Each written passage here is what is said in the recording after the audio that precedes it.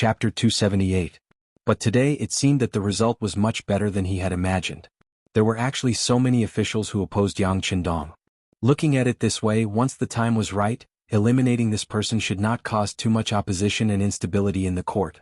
Under Zhu Qiyu's gaze, with a hint of encouragement, the imperial censors of the Imperial Censorate tried their best to perform. In particular, the left deputy imperial censor Dong Chunhua did his best to perform. From his words, the Duke of Loyalty seemed to have become a malignant tumor and the embodiment of evil. If this person was not punished, the entire Great Ming Dynasty would not be able to see the light and hope. Not only did the memorial belittle Yang Qindong, but it also emphasized the friendly relationship between the Ming Dynasty and Japan. Any officials who played a bad role in the diplomatic relations between the two countries should be punished severely. In order to express the goodwill of the Great Ming Dynasty, the former Japanese envoy Aoki Yuki should be released from prison. Dong Chunhua's proposal quickly received the support of more officials. It must be said that Kimura Yoshida had spent a lot of money during this period of time, and most of the people who stood up to speak were people who had received benefits before.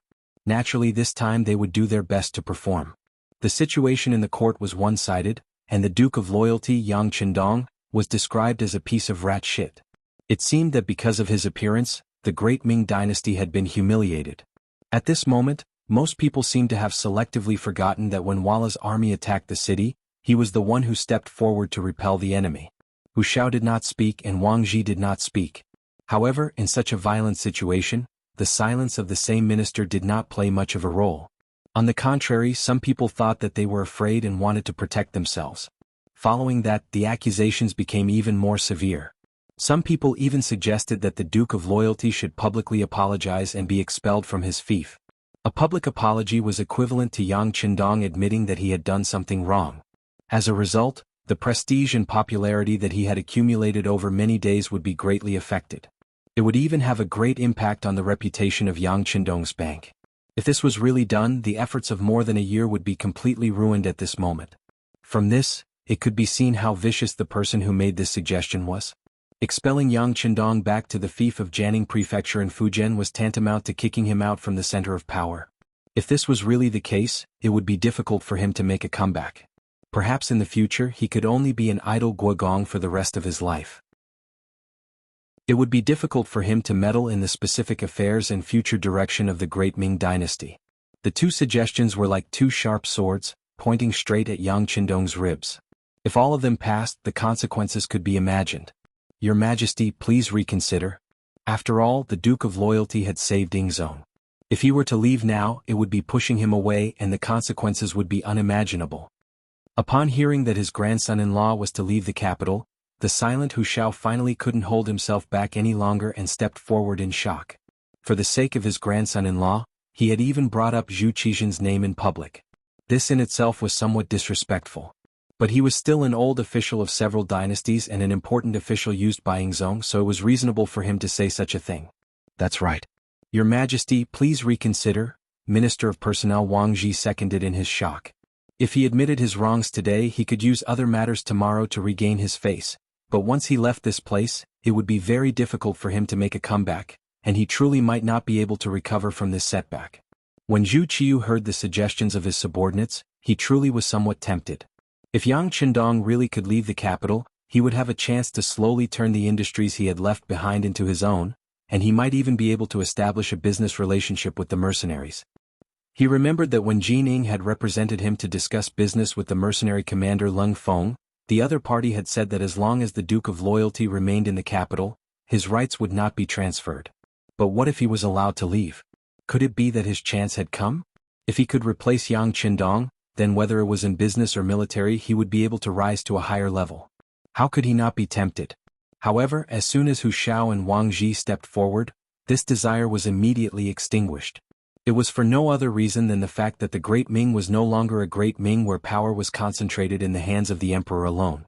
Now there was the Southern Ming and his imperial brother Zhu Qizhen was stationed in Nanjing. If he chased away Yang Qindong, it would undoubtedly be the same as chasing him into his imperial brother's embrace. Once he obtained this person, who knew what heaven-shaking things his imperial brother would do. While his heart trembled, Zhu Qiyu didn't dare to let Yang Qindong leave without sufficient assurance. Thus he decisively made his decision. Enough. Although the Duke of Loyalty was wrong, he shouldn't have left. How about this, Minister Dong?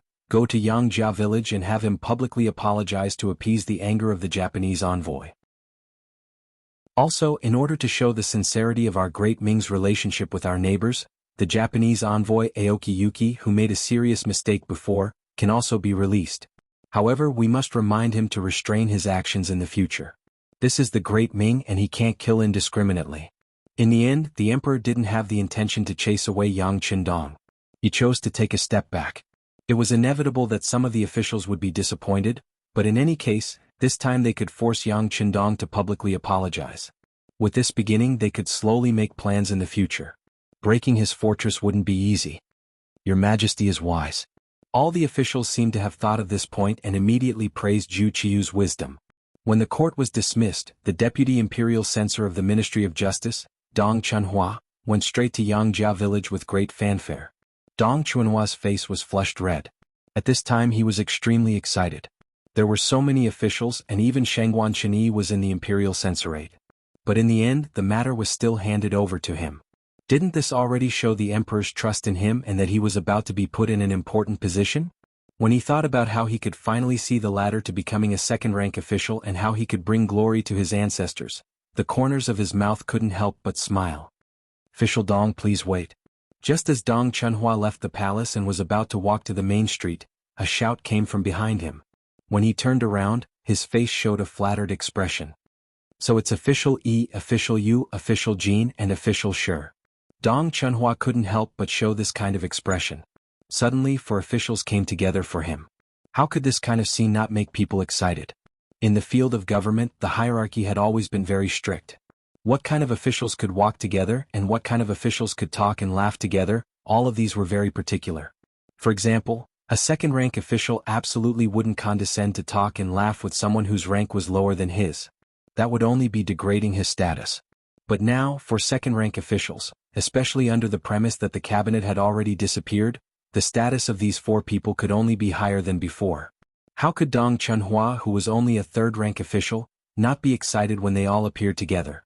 The four officials walked in front of Dong Chunhua. First, they looked at him with a gaze of praise. Their gazes clearly revealed the fact that it wouldn't be long before everyone was on equal footing. It was because they saw the effort this person had put in this matter and the reward he might receive that they condescended to come here. Of the four officials, the first to speak was the Minister of War Yi Ming. Perhaps because Yang Qindong's appearance had stolen too much of the Ministry of War's limelight, he was the one who hated the Duke of Loyalty to the bones the most. Official Dong, are you preparing to go to Yang village to announce the decree? Dong Chunhua bowed and said, Minister Yi's words are correct. Oh, but what does official Dong plan to do? Yi Ming asked with an expression that said he had already guessed it. Of course it's to announce the emperor's decree. Dong Chunhua had an expression that said, you know what I'm talking about. But after he finished speaking, he noticed that Yi Ming and the other three officials all had serious expressions. He suddenly thought of something. What? Do the four officials believe that the Duke of Loyalty would dare to defy the decree? As soon as he said this, he thought of Yang Qindong's young and promising performance as well as his past actions. His expression immediately became flustered. Others wouldn't dare to defy the decree, but this Duke of Loyalty who had made great contributions was not easy to deal with. That might not be the case. Yi Ming shook his head lightly. Although Yang Qindong was bold and reckless, in the end he was still an official of the great Ming dynasty. He might not really dare to do something as reprehensible as defying the decree. Of course, if he really dared to do so, he would be taking the initiative to give others a handle. As such, there were thousands of ways to deal with him. Seeing that Yi Ming had rejected the idea, Dong Chunhua's heart relaxed. At the same time, he couldn't help but ask, since he doesn't dare to defy the decree, what else is there to worry about? Is it worth the four officials to remind this official? Yi, we're here to remind you. I don't know if official Dong has thought about it, but since you want the Duke of Loyalty to admit his mistake, of course the bigger the commotion the better. However, the court assembly has just ended and presumably the news hasn't spread yet. If you ask him to admit his mistake so early, wouldn't it benefit some people? The Minister of Revenue Jin Lian had a smile on his face as if he was very familiar with Dong Chunhua. Expand the influence. As someone who could become the deputy imperial censor of the left, he was naturally incomparably intelligent. After this reminder, he quickly thought of something, and then his eyes revealed a look of surprise. He only wanted to embarrass Yang Qindong, and it was a good opportunity to show off his strength. However, he forgot that even if the other party admitted his mistake, it was still possible to make a fuss about it. How was he going to admit his mistake? The degree of recognition and the kind of impact it would have could be manipulated artificially. Thinking of this, Dong Chunhua couldn't help but sigh at the experience of the four officials. His face also showed an expression of humility as he asked for advice. "This official is slow-witted, please enlighten me." Seeing that Dong Chunhua understood everyone's intentions, Yi Ming and the other three laughed and then said, "Since official Dong has said so, if we don't give a suggestion, wouldn't it be unreasonable? How about this, if we cause a lot of trouble, why don't we find a place to arrange it and make a good plan?" This suggestion quickly received a response from everyone. Soon, the five of them brought the servants of the residence out of the imperial city, chatting and laughing, and went straight to a nearby restaurant. Chapter 279. Yang Family Academy. Yang Qindong had just taught everyone a physics lesson as a teacher. In this lesson, Yang Qindong vividly illustrated the importance of physics and explained some things that no one could understand before. He focused on the topic of gravity. This lesson could be said to have opened everyone's eyes. From Yang Qindong's explanation, everyone finally understood that not only did people do things according to a pattern, but everything in the world was the same. It was just that they were not good at discovering it before. Under the admiring gazes of dozens of students, Yang Qindong walked out of the classroom. Outside, Tiger's mane had been waiting anxiously for a long time. First, Yang Qindong took the handkerchief and wiped off the chalk foam one by one. Then he asked calmly, "What's wrong? What's the conclusion of the imperial court? Or did the eunuch come to my Yang family manor?" From these words, it could be seen that Yang Qindong had predicted the development of the matter, and it was quite accurate. In response to the young master's question, the conclusion has been reached. More than 70% of the imperial censors participated in the impeachment of the young master. In the entire imperial court, except for Minister Hu, Minister Wang, and a few others, the rest of the people criticized the young master. In the end, the acting emperor ordered the young master to publicly apologize in order to obtain the forgiveness of the Japanese ambassador. Tiger's mane carefully told Yang Qindong the news he had just received. After he finished, he looked nervously at the young master and prepared for him to be angry. To Tiger's mane's disappointment, Yang Qindong did not seem to be very agitated. On the contrary, his expression was incomparably calm, as if he had already expected the result. After listening to Tiger's mane's retelling of everything, he sighed. "Sigh, is this the so-called tolerance?" The tolerance that Yang Qindong spoke of was naturally not referring to the attitude of the Daizong emperor and the courtiers towards him. Although he hadn't done many things, which one of them wasn't earth-shattering. By offering potatoes, he solved the problem of food and clothing for the common people, making it rare for people to starve to death due to lack of food. He saved Yingzhong and saved the face of the great Ming Dynasty. He defended the capital, defeated the Walla, and maintained the stability of the capital and even the entire great Ming Dynasty, giving it time to continue developing. But when all of this was over, what did he get in return? Jealousy, dissatisfaction, and resentment all emerged from his bones. How could this be the tolerance that should be given to a meritorious minister?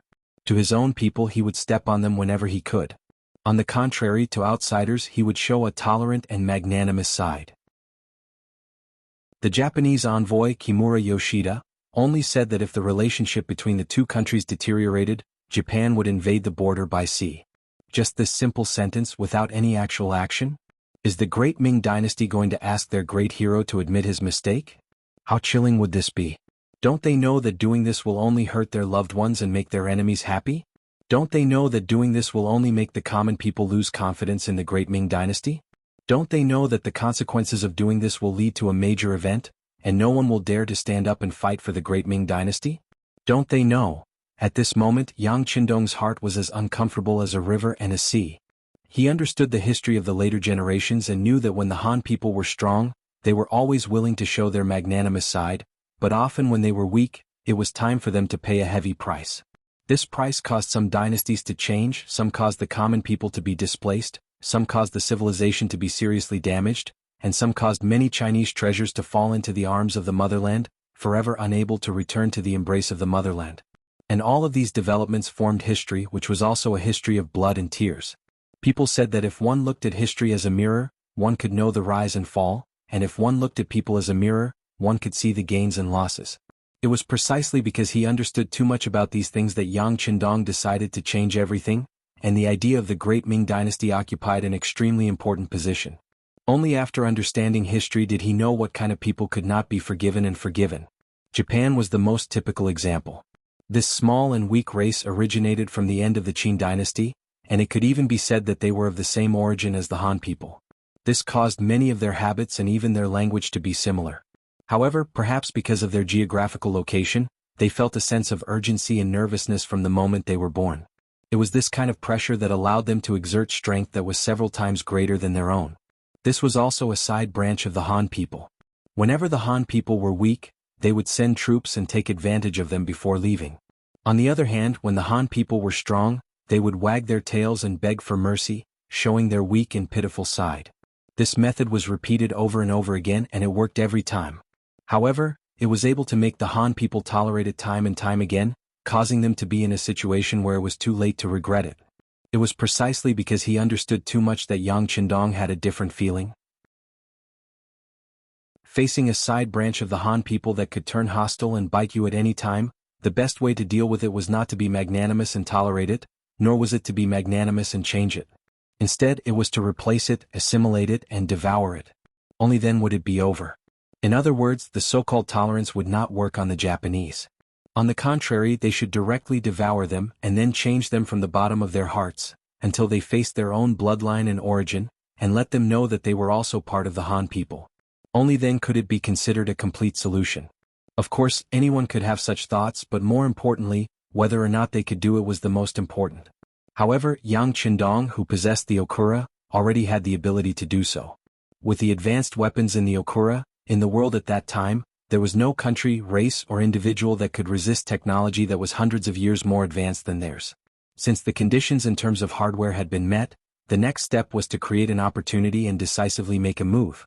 Inform Commander Gao Xiong with the fastest speed possible, and quickly get into position and carry out the original plan. Yang Qindong, who had made a decision in his heart, decisively made a decision. Then, he looked in the direction of the capital and said, "Blindly tolerating is not the best way to deal with some people. There should be no kindness in the first place. It's a pity that ignorant people like you can't understand this.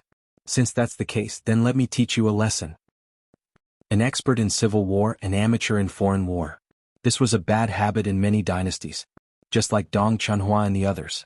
When the Wala army approached the capital, they were helpless. Not only that, they were thinking about how to escape and how to leave safely. However, when facing the great hero who defeated the Wala, they were very smart and used many methods to frame him. It was as if they had suddenly become a different person, very smart, and used many methods. Under the planning of Dong Chunhua, Yi Ming, and the other ministers of the four departments, the Japanese envoy Kimura Yoshida first appeared on the busiest street in the capital. He told everyone about the friendship between Japan and the Great Ming, and said that this friendship could have lasted for tens of thousands of years. However, it was precisely because of the rashness of the Duke of Loyalty and Courage that this friendship had been destroyed. And the consequence was very likely to cause a war between the two countries, which would affect the lives of the people. Not only would the quality of life decline, but many people would also die. This was an important matter that concerned the ordinary people. At the same time, another saying spread through the streets and alleys of the capital. That was the young Dong Shuai, the young war god, the young Duke of Loyalty and Courage had become arrogant. He did not care about the peaceful life of the people at all and advocated to send troops to Japan. This kind of disregard for the feelings of a friendly country and the life and death of the people was just to show his talent in leading troops to war. This kind of behavior that only cared about himself and did not care about others quickly attracted the disgust of many people who did not know the truth. Yang Qindong, who was originally very popular among the people, suffered a big blow in his image. At this time there were even business groups that added insult to injury. They suddenly increased the price of their goods, but to outsiders, it was all because of Yang Qindong's proposal to pay the taxes. The taxes were heavy, and for their own interests, the merchants could only raise the price of their goods. In the end, the people who paid for all of this were the ordinary people. All kinds of things sprung up like bamboo shoots after a rain, causing the hearts of some people who originally supported Yang Qindong to be greatly shaken. Some people who did not know the truth and did not know the truth directly removed the longevity tablets of the Duke of Loyalty and Courage from their homes. Some people even burned the tablets to vent their hatred. These were the ordinary people. In the era when information was not developed, they were easily swayed by all kinds of false information and public opinion. Perhaps it was the kindness in their bones that made it easier for them to be deceived by others. It was precisely because they had kindness in their hearts that they thought others would be as kind as they were, that they would not think of others as evil, and that made it easier for others to take advantage of them. The public opinion changed greatly. The direct result was that fewer people went to the Yang clan's bank to deposit money, and more people went to withdraw money. Fewer people went to the immortal abode to eat. It had originally been difficult to find a single seat, but now it was completely deserted. Fewer people went to the Heavens Beyond Trading Company to pick up their goods. There were a few merchants who wanted to take advantage of this situation to make a fortune, but they were often attacked not long after picking up their goods. The direct result was that their goods were stolen, and they suffered heavy losses. Once these things were reported to the authorities, they would not be known, and no one would bother to ask about them. The Security Bureau recorded everything that happened every day and sent it to Yang Qindong. In the study, the amount of information written on paper increased with each passing day, piling up high. It was worrisome. Chapter 280. Madame Snow and Madame Snow had also returned to the Yang clan manor because of the lack of activity in the immortal abode. This was also Yang Qindong's idea. Even though they were only losing money, he didn't dare guarantee that there wouldn't be people who would take the risk and suddenly attack his family. Teng Shan had led the 100 soldiers of 3rd Company to Walla to open up a trade route, and had yet to return. In the capital, Yang Qindong didn't have a lot of manpower at his disposal. He couldn't take care of everything, so shrinking his forces was inevitable. Young master, another 3 million taels of silver was withdrawn from the bank today. It's already been like this for 5 days. If this continues, I'm afraid that we won't have enough gold left in the treasury, Tiger's Mane said, his forehead drenched in sweat. Originally, the Yang clan bank had prepared 1 million taels of gold to protect the interests of its depositors. Based on the ratio of 1 to 10, it was enough to pay out 10 million taels of gold. If nothing major happened, it would be enough. But what no one expected was that the sudden situation would cause the depositors to withdraw large amounts of money. Of the 1 million taels of gold they had prepared, less than 100,000 taels remained. If someone withdrew another 1 million taels of silver tomorrow, they really might not be able to pay out the money. The bank still has 500,000 taels of gold in the cellar. You can use it first. Yang Qindong didn't appear as anxious as Tiger's Mane. He was still as calm as ever, giving off the feeling that everything was within his expectations. Yes, Tiger's Mane nodded, but then he said timidly, but, enough, there's no need to say anything more. I know what you mean, but you can relax. The crisis will be resolved in a few days. As the head of the family, Yang Qindong had a lot of data in his mind. For example, during this period of time, the Yang family's bank had deposited a total of 30 million taels of silver, of which he had loaned out nearly 10 million taels of silver to those merchants who were trustworthy. Of the remaining 20 million taels, 9 million had already been withdrawn. However, it had only been 5 days. If the situation continued to develop, if 30 million customers came to withdraw their money, the Yang family bank would face a crisis of bankruptcy. It was precisely because Tiger's Mane knew about this that he wanted to see if he could urge the merchants to repay their loans as soon as possible. In this way, with 10 million yuan as capital, plus the 5 million yuan in the Yang family manor, it should be enough to deal with the crisis of people withdrawing their money. Speaking of which, Tiger's Mane wasn't wrong. According to the information from the Security Bureau, there were many big businessmen involved in this broadcasting incident, including many businessmen who had taken loans from the Yang family bank. They borrowed money from the Yang family's bank on one hand and ran a bank run on the Yang family's bank on the other hand, all because they didn't want to return the money. Just think about it, if the bank was gone, would the loan still need to be returned? Because of this, there were still many businessmen coming to the Yang family's bank to talk about loans. However, in the current situation as the manager, Yang Fu didn't dare to agree. Of course, he rejected them one by one. Because of this incident, many businessmen talked about the Yang family bank in public and said that it wasn't good. It gave people the feeling that the bank was already unable to make ends meet. After the actions of the businessmen were investigated by the Security Bureau, they reported it to the 6th Young Master. As the leader of the action team, Tiger's Mane, who was also the leader of the Langya Special Forces, even made a detailed battle plan. However, when the matter was reported to Yang Qindong, it was like a stone sinking into the sea. There wasn't the slightest response. This was why Tiger's Mane said, However, he was still interrupted by Yang Qindong in time. Okay, let's move the gold away first to solve the problem. Tiger's Mane had followed Yang Qindong for many years and knew the temper of the young master. Once a decision was made, there was no room for discussion. He cupped his fist and left the study room. After Tiger's Mane left, Yang Qindong's gaze fell on a map hanging on the wall. It was the map of the Ming Dynasty's maritime border, and the Tianjin Guard was highlighted with a red pen. It seemed to indicate that something was going to happen there. Dong Mansion. Deputy Censor of the Left, Dong Chunhua, was leaning back in his chair with a smug look on his face. Standing in front of him was a butler in a long robe. At this moment he was talking non-stop about what he had seen and heard. Master, at noon today the Yang family manor transported 500,000 taels of gold and sent it to the Yang family bank in the city. After the housekeeper finished explaining the last matter, he stood respectfully, looking as if he wanted to listen to his teachings. Oh, isn't that the same as taking out 5 million taels of silver? This loyal duke is really rich. Dong Chunhua's eyes narrowed slightly. There was a trace of a proud smile in his eyes as he continued, very good.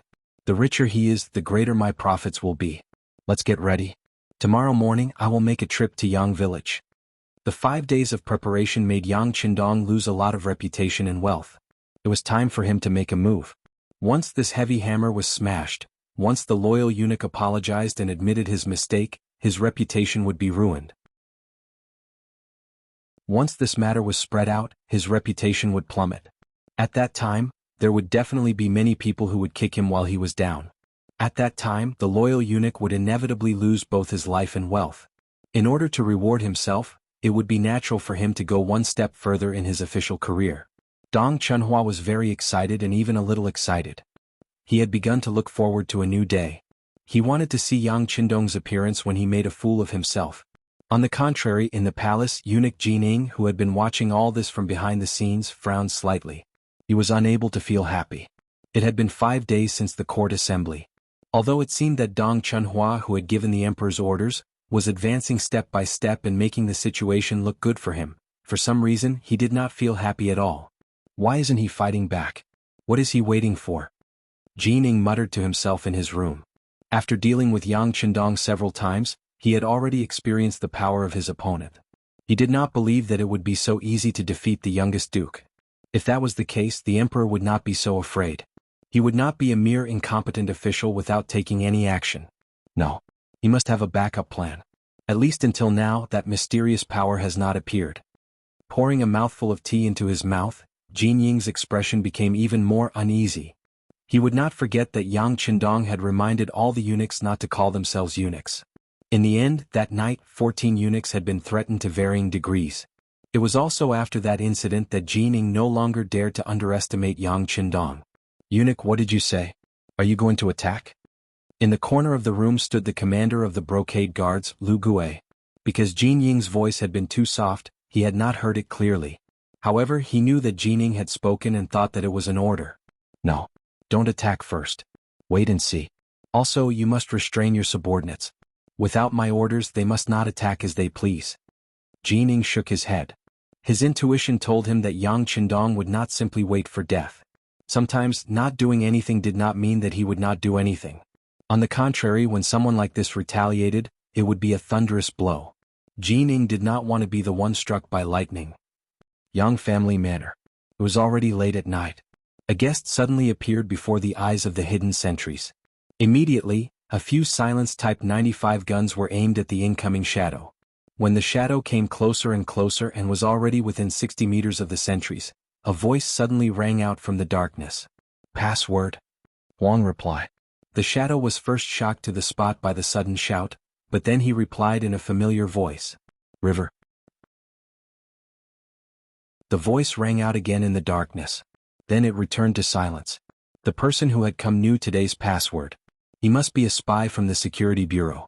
Immediately, the person was led into the outskirts of the Yang family manor. Then Yang Si, who was in charge of the night watch, received him. Not long after, Yang Si's figure appeared in the inner manor. After a while, the light in Yang Qindong's study was lit. When Yang Qindong put on a coat and entered the study, Yang Si knelt on the ground and said, Young master, the security bureau has just sent news. The people they sent have already received Commander Ting Shan's group. They have already completed their first trade with the Vala Empire. This time they brought back a total of 3 million silvers. Many of the Vala Empire's merchants also came along with them. They also brought a lot of money with them, wanting to buy our goods from beyond heavens. Now their group is only a day away from the capital. If there are no accidents, they will enter the city tomorrow afternoon when the city gates close. So fast? Hearing this news, Yang Qindong's face was very excited. According to the previous estimate, Ting Shan and Bai Peng's group would need at least half a month to return. After all, the transportation at that time was not very developed. In addition, Great Ming and Walla were enemies. There were even some areas that did not have roads and needed to be reopened. Now that they had returned so quickly, it could be seen that Ting Shan and the others had put in a lot of effort. Of course, the reason why they returned so quickly was because Ting Shan was worried about the safety of the sixth young master. But no matter what, they had returned with a large amount of gold and silver and many customers. They had solved the crisis of the Yang family bank. This allowed Yang Qindong to do things with less worry. Very good, they came back at the right time. How about this, Yang Si? Let the security bureau go into the city and inform Yang Fu. Tell him that we can agree to the loans of those merchants. However, we have to raise the interest by 3%. Didn't they want to see this young master fall and take advantage of it? Now, I want to let these people know that there is no such thing as a free lunch in this world. Yang Qindong's eyes shone as he spoke.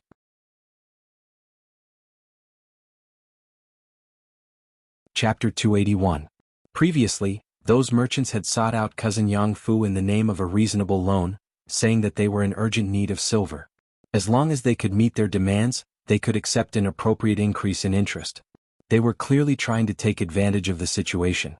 The Yang clan bank was in a crisis, so Yang Fu had naturally rejected these requests. This action had caused them to speak carelessly, greatly affecting the reputation of the Yang clan bank.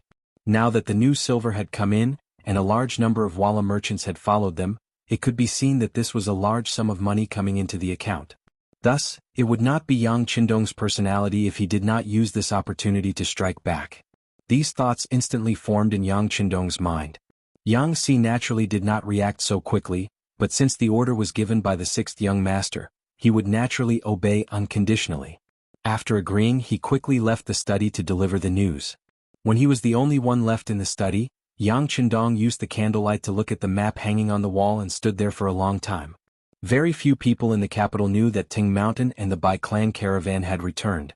Early in the morning, after Dong Chunhua had her breakfast, she sat in the carriage that had been prepared beforehand. Accompanied by a few of her attendants, she headed straight for the Yang village. Along the way, Dong Chunhua was naturally excited. This time, he was representing the emperor and reprimanding the Duke of Loyalty and then ordering him to admit his wrongs. This was an awe-inspiring matter. Moreover, after this matter was completed, he might even be promoted. No matter how he thought about it, he was extremely happy. This was the Duke of Loyalty. He had once saved Ingzong's life and helped Emperor Zong stabilize the country. He was not even 20 years old, but he had relied on his own efforts to obtain the title of Duke of Loyalty. He was also known as the God of War and the Commander of the East. How glorious was that! And now he had to take the initiative to admit his mistake under his own reprimand. How satisfying was that? Presumably after this matter would become a stepping stone for him to climb up the ranks. It would also become the most glorious thing in his life. Filled with excitement, the carriage left the capital and arrived at the Yang family manor. As soon as the carriage arrived, the attendant immediately shouted at Lung Feng, who was a few dozen meters away, quickly informed the Duke of Loyal Courage to come here. My lord has a verbal order from the emperor. Wait. Since the other party claimed to have the emperor's orders, Lung Feng didn't dare to be negligent. Although the others were still keeping a close eye on the newcomer, they still sent a soldier to the inner courtyard of the Yang clan manor. Yang Qindong didn't have any classes to teach this morning. At this time he was watching the four ladies play mahjong. This was also something that he had invented. Once it appeared, many people accepted it. Over the past few days, the Immortal Abode's business had taken a hit. Madame Shuer and Madame Xiang stayed in the manor and learned mahjong from Madame Hu Yen. The four of them were perfect for a game. Yang Qindong, on the other hand, had become a spectator. All he could do was occasionally stand in front of Madame Shuer and Madame Xiang, who weren't playing too well, and point at them. Yang Qindong, who had just ordered Madame Shuer to play a bad tile and fired a cannon at Hu Yen, received a beautiful eye roll from her. When he saw Tiger's mane appear outside the door, he immediately walked over. As soon as he saw the young master, Tiger's mane said, "Dong Chunhua is here." Yang Chendong wasn't surprised in the slightest. On the contrary, he seemed to be looking forward to it. He's finally willing to show himself? No one knew that early in the morning, the Bureau of Security had sent word that Gao Xiong had led 200 Lung Feng and 2,000 naval reinforcements to attack the Tianjin garrison last night. They had entered through the port that had stopped construction. They had suddenly appeared and caught the Ming Army Guard post off guard. They captured more than 3,000 people and seized countless military resources. The Bureau of Security had contacted them through a very important radio station, so they had received the news early in the morning. The Ming Army, which could only be informed orally, would not receive the news until the next morning, even if they used an 800-mile express. This was the advantage of advanced technology. Sometimes, the earlier they got the news, the earlier they could prepare, and the higher their chances of winning would be. It was at this time that Dong Chunhua appeared. This person had grasped the timing very well. If it had been a day ago, Yang Chendong would not have been so confident. However, since the other party had only appeared after receiving the news, he had no choice but to properly entertain the other party. Very well, since the guest is here, let him in. Yang Chendong's face was full of sarcasm. By the way, the students should be doing exercises between classes now. Arrange to meet him there. Understood, young master. Tiger's mane's face was also full of excitement. This Dong Chunhua actually dared to recklessly go against the young master. Since that was the case, he would show him some power and let him meet with a nose full of dust. He would let him know who he could never afford to offend. There were less than 70 people left in the Yang Chendong Academy. Even with this number, it was still decreasing. But those who stayed were all gold. They all had something they were good at and were appreciated by Yang Chendong, which was why they had stayed until now. When Yang Chendong appeared, these people were doing exercises between classes. This was also Yang Chendong's request. They could study and train their bodies at the same time. He did not want bookworms. These students did not have to be better than those in the military, but they had to at least be healthy. Yang Chendong's appearance immediately attracted everyone's attention. Originally, there was no teacher's class, so they did not know why Dong Shuai would appear here. But they soon had an answer. An official wearing the Ming Dynasty's third-rank official's uniform walked into the field under the guidance of Yang Si. The person's lips were slightly thin, and his body was slightly plump.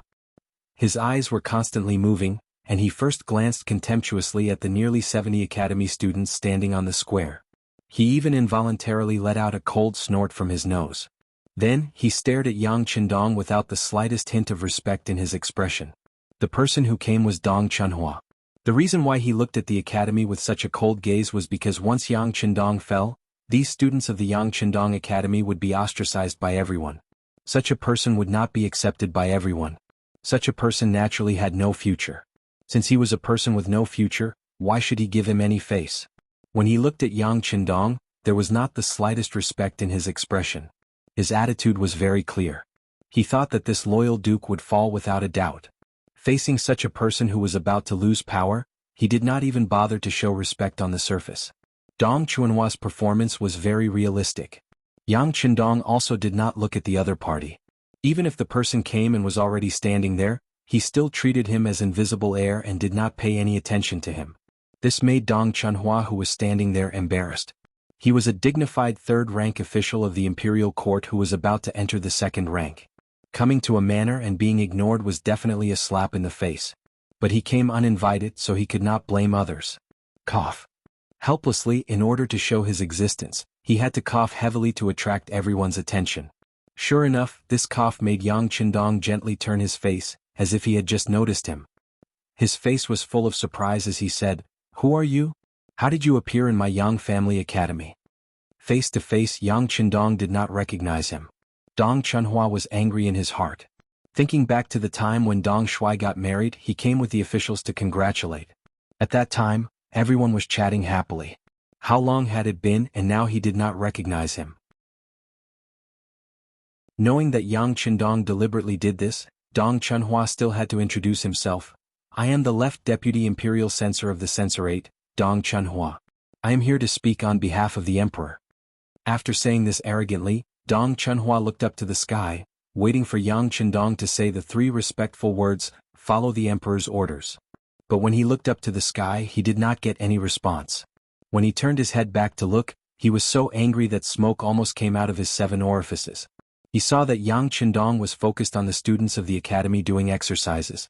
He did not have the slightest intention of replying. It was as if he was talking to the air just now. Loyal and courageous? What are you doing? In anger, Dong Chunhua could not help but scold loudly. And? After being shouted, Yang Qindong turned his head very casually. Immediately, an unstoppable murderous aura appeared in his eyes. When this murderous gaze landed on Dong Chunhua, it actually caused his entire body to involuntarily tremble and his legs to tremble. At this moment he seemed to see a knife shining with cold light on his neck, as if it would fall and take his life at any time. In his previous life, Yang Qindong had broken through a mountain of corpses and a sea of fire. In this life he had become Yang Qindong, so he had a good grasp of the murderous aura. Suddenly putting this murderous aura on Dong Chunhua, who was born as a scholar, the effect could be imagined. Looking at Dong Chunhua, who was shivering all over, Yang Qindong said with displeasure in his voice, "What are you shouting here for? Don't lose the face of a scholar." He was actually reprimanded. Dong Chunhua was so angry that his teeth were chattering. He thought in his heart, how is this possible? How is this possible? It was said that no matter what rank an official was, when someone came to speak on behalf of the emperor, they should respectfully say the 3 words, "Obey the emperor's orders."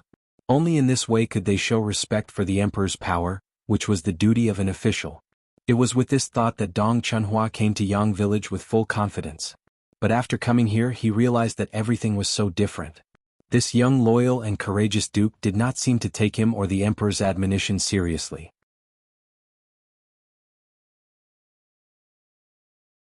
Chapter 282.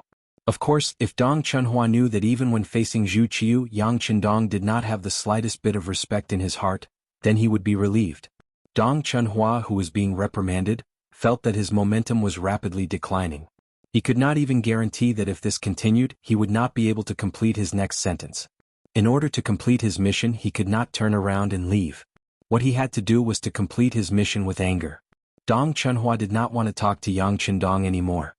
He also felt that he could not gain any advantage, so he did not even look at the Duke of Zhongdan. Instead, he said what he had prepared before.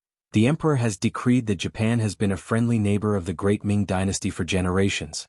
Duke of Zhongdan tore down Japan's gate for no reason, beat up the envoy, and almost caused a war between the 2 countries. This is a serious crime. The Duke of Zhongdan is ordered to apologize to the Japanese envoy immediately after receiving the decree to clear up the misunderstanding and reconcile the 2 sides. Dong Chunhua had already memorized Zhu Qiu's reprimand. Now that he opened his mouth it was very smooth. In his words, there was a lot of dissatisfaction. When these words were heard by the students of the Yang Academy, many of them began to breathe heavily. Obviously they were frightened. Among the students, Junko was also among them. When she heard that the Ming Emperor actually asked Yang Qindong to apologize to Kimura Yoshida, the corners of her mouth naturally curled up slightly. As a Japanese, such an action of course made her feel proud. But then her expression became a little nervous. Over the past few days she had gained some understanding of this young Dong Shuai. Whatever he did he would never regret. Wanting him to admit his mistake, Emperor Ming had really made the wrong decision. But in the face of the emperor's decree what should he do? Dong Chunhua used nearly half a cup of tea's time to recite the reprimand from beginning to end. Then when he stopped, he looked at Yang Qindong with a gleam of gloating in his eyes. "Aren't you Yang Qindong awesome? Aren't you arrogant? Aren't you able to ignore me? Well then, now that the emperor has given the verbal order, do you still dare to disobey?" Dong Chunhua had a smile on her face and regained the arrogant expression she had when she arrived. However, in the end he did not understand Yang Qindong. As a person of the later generation he did not have the same respect for imperial power as the ancient people. If he was facing an ancient emperor, perhaps he would lower his head out of reverence. However, substitute sect master Zhu Qiu was clearly not one of them. Seeing that Dong Chunhua had finished speaking, Yang Qindong nodded to indicate that he understood, and then waved his hand casually. Yang Si, who had accompanied him, gestured towards Dong Chunhua, indicating that he was going to lead her away from the manor. Dong Chunhua was still waiting for Yang Qindong to express his stance. She was waiting for him to lower his head and admit his mistake. How could she be willing to leave? Seeing that he was about to become an exiled person, he said angrily, "Duke of loyalty and courage? What he said just now was His Majesty's intention to reprimand you. Don't you have anything to say? Or do you dare to disobey an imperial edict? Dong Chuanhua's words could be said to strike at the heart. If Yang Qindong dared to admit this point, then he only needed to publicize it, and a rebel hat would be placed on his head. In this way, no matter how much Zhu Qiu admired this person, and how much he feared this person, he could only kill him. Otherwise, where would the imperial power be? Where would the imperial power be? Before coming here, there were people who said that Yang Qindong was extremely daring and that he rarely placed the great Ming dynasty's laws in his eyes. However, Dong Chunhua did not take it to heart and thought that everyone was exaggerating. Even if this person liked to rely on his abilities to be arrogant, he still had to lower his head in the face of imperial power. But now, Dong Chunhua finally knew that those people were not speaking nonsense. This Duke of Loyalty and Courage truly did not place the Emperor's verbal order in his eyes. This was because Yang Qindong was looking at him as if he was looking at a clown. This Duke already understands His Majesty's intentions. However, I don't agree with some of the points. The Japanese diplomatic group first sent people to assassinate this Duke. After the assassination failed, they wanted to use the two countries to threaten this Duke. Faced with such an aggressive situation, I only tore down the other party's door and beat up a few blind lackeys. I really don't know what crime I committed. Could it be that when encountering a problem, it's not about who is right but whose fist is harder? When Dong Chunhua heard Yang Qindong's rhetorical question, his expression changed again and again. This person actually publicly said that he did not agree with His Majesty's words and decision. What was he trying to do? Was he trying to rebel? Dong Chunhua's heart was still changing with mixed feelings. Yang Qindong continued, Lord Dong, you don't need to use imperial power to pressure me. This time, His Majesty must have been deceived by a lowly person and made such a statement. In addition, you don't need to talk about rebellion. Presumably, this is not His Majesty's intention, but something you added at the last minute, right? If this Duke wanted to rebel, why didn't I bring Yingzong back to the capital when I saved him? This kind of thing where the Son of Heaven is used to order his vassals has happened many times in history, right? If this Duke wanted to rebel, why did I lead people to beat back the Walla army when they came to the city, and then obediently return to Zhongdangong? Your thinking is still too childish. It's better to go back and think about it carefully. Alright, this Duke also wants to advise you. In the future, if you want to question me, you should at least find someone with a higher rank, at least of the same rank as this Duke. You are just a third-rank official, you really don't deserve to have a fair conversation with this Duke. At the end, Yang Qindong laughed. However, the contempt and ridicule in that smile could be seen by anyone. He was refuted by Yang Qindong, and was even reprimanded by Yang Qindong. In the end, he was even thrown out of the manor. When Yang Si pulled him out of the manor like a little chick, Dong Chunhua's face was ashen. At this moment, he wanted nothing more than to find a hole to crawl into. Bold and presumptuous. Bold and presumptuous. Just wait for the Emperor to get angry and take away the Duke's hat. At that time, let's see how you can continue to be so imposing. Even though he was out of the manor, Dong Chunhua still shouted and shouted. Then he angrily got on the sedan and went straight to the capital, to the imperial palace.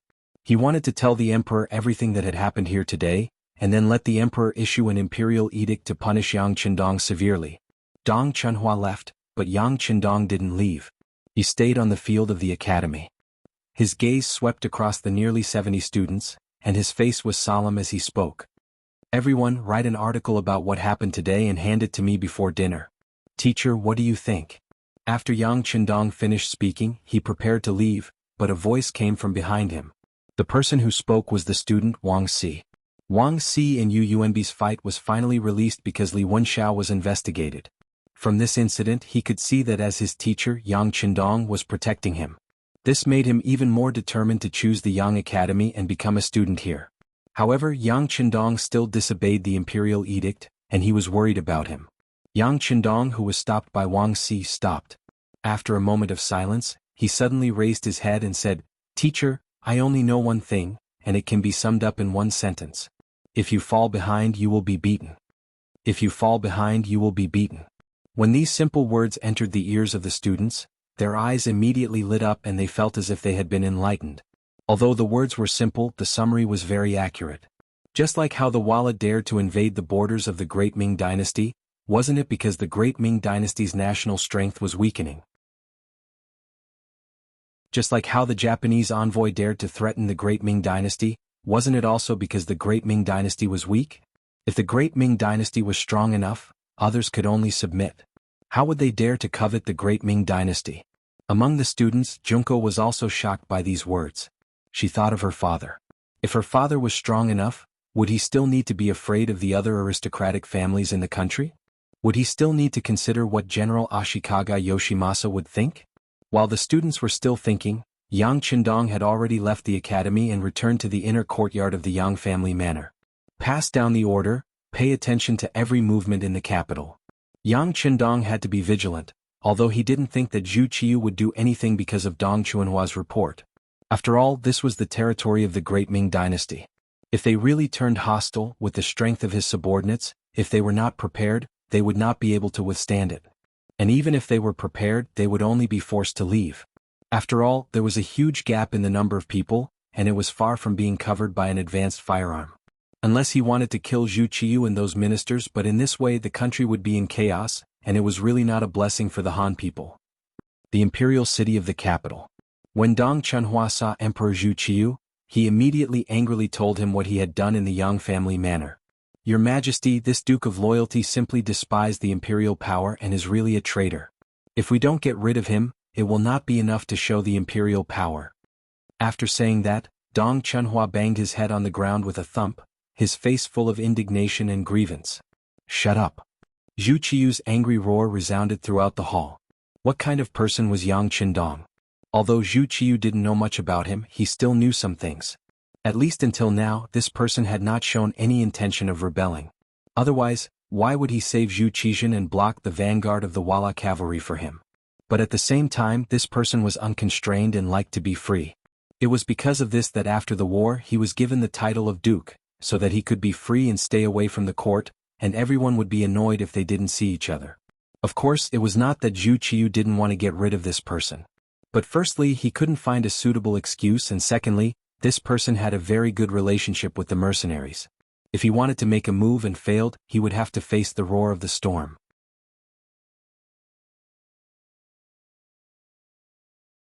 Chapter 283. Without absolute certainty, Zhu Qiyu wouldn't make a move. Of course, this was also because this person didn't threaten him. At least, he hadn't shown any intention of doing so. This was also why the two of them hadn't fallen out with each other yet. But now, Dong Chunhua actually wanted him to get rid of Yang Qindong. How could he make this decision lightly? This was why he had opened his mouth to scold him. Of course, Yang Qindong didn't give him face and refused to admit his wrongs. This made Zhu Qiyu angry. But being angry didn't mean that he had to get rid of him. The new army hadn't finished training yet. The safety of the Great Ming still depended on this person. Fortunately, Yang Qindong still gave him face from Dong Chuanhua's words. He explained that he hadn't received the imperial edict and said that he had been deceived by a vile person. This gave him a way out. Suddenly stopped by Zhu Qiyu's shout, Dong Chuanhua's expression changed greatly. He didn't know what he had said wrong. He hurriedly bowed his head to the ground again. Your Majesty, please calm your anger. It's not worth it to harm your health. Official Dong was angry in a moment of anger, but it is understandable. This time, the Duke of Loyalty and Courage has indeed gone too far. Jin Ying, who had been standing to the side, saw that the Emperor was angry and Dong Chunhua was frightened. She immediately stepped forward to speak as a partner. Jin Ying's words finally reached Zhu Qiyu's heart. Although he didn't want to fall out with Yang Qindong right now, this person had already done something that went against imperial authority. If he didn't do anything and word got out, it would have a big impact on his throne. Beloved official Jin, in your opinion, what should we do? Your Majesty, why don't we have Minister Hu reprimand the Duke of Loyalty and Courage in court tomorrow? With Minister Hu taking action, he will definitely have to reflect on his actions. Jin Ying had a flattering smile on her face as she made a ruthless suggestion. Zhu Qiyu suddenly understood after hearing this. Not bad, not bad. Beloved official Jin's words are exactly what we want. In that case, we will hand this matter over to Hu Xiao at court tomorrow morning. Dai Zong's complexion became much better, as if a burden had been lifted from his shoulders. When he saw Dong Chunhua kneeling on the ground, he sighed and said, Beloved Minister Dong, you've worked hard these past few days. I already understand your intentions. In any case, Dong Chunhua's actions were for the sake of maintaining imperial power. Zhu Qiyu naturally saw this point clearly. He needed such loyal officials. Even if they were not as capable, they could still be used. Hearing this, Dong Chunhua immediately burst into tears. His head hit the ground heavily again. "Thank you, Your Majesty. Long live Your Majesty." Dong Chunhua left the palace. When she left, she was in good spirits. After the people from the intelligence bureau reported the situation back to Yang village, Yang Qindong's expression didn't change when he heard the news, but he was obviously relieved. "Young master, the army in the capital hasn't moved. It seems like they don't intend to target our Yang clan." Tiger's Mane, who had come to report the situation, shared his opinion as well. "Our acting emperor knows what's good for him." Yang Qindong's expression returned to normal as he spoke. When Yang Qindong defied the imperial edict this time, he had already prepared for the worst. That was, Zhu Qiyu would fall out with him. If that was the case, even though he had the cold blade, he had too few people. For safety's sake, he could only fight his way out of the capital. He could either meet up with Commander Gao Xiong and the others from the Tianjin garrison or go to Zhu Qizhen's place in Nanjing. After more than a year of scheming, it was certain that his estate would suffer losses. However, Zhu Qiyu wouldn't be able to gain any benefits from doing so. If everyone fell out with him, his days in the capital would definitely not be easy. This was originally a situation where both sides would suffer losses. Fortunately, Zhu Qizhen didn't choose to do so. This matter allowed Yang Qindong to see where his shortcomings were. He had too few soldiers. Even if he had advanced firearms, he wouldn't be able to intimidate the enemy. The moment something unpredictable happened, there was a high chance that he would meet his foes with weapons. "It seems like I'll have to find a chance to go out for a while," Yang Qindong muttered to himself. The cold blades test had been far too harsh, making the size of the army a huge problem. However, he had always walked the path of elite soldiers. Ordinary soldiers were not worthy of his attention. Most importantly, he did not want to see a large number of soldiers who believed in him die on the battlefield. That would be a very sad thing. The cold blade needed time to expand, and the defense of Crimson City also required large amounts of manpower and resources. In these circumstances, increasing the number of soldiers in a short amount of time was nothing more than a pipe dream. Since this was the case, it was better to leave the capital for a while and give himself enough time to develop. As long as the cold blade was strong enough, when he returned to the capital, he naturally wouldn't have to worry about anyone doing anything to him. Tiger's Mane, issue an order. Have the Bureau of Security keep an eye on the situation in Guangxi and Guangdong. At the same time, have Commander Lung Song get ready. If something happens, we're to fish in troubled waters and expand the situation. Yang Qindong recalled the Shunping Heavenly King incident that would occur 1 month later in history, the rebellion in Guangdong, and Zhu Huituan's Miao uprising. Thus, he had prepared for a rainy day and issued a military order.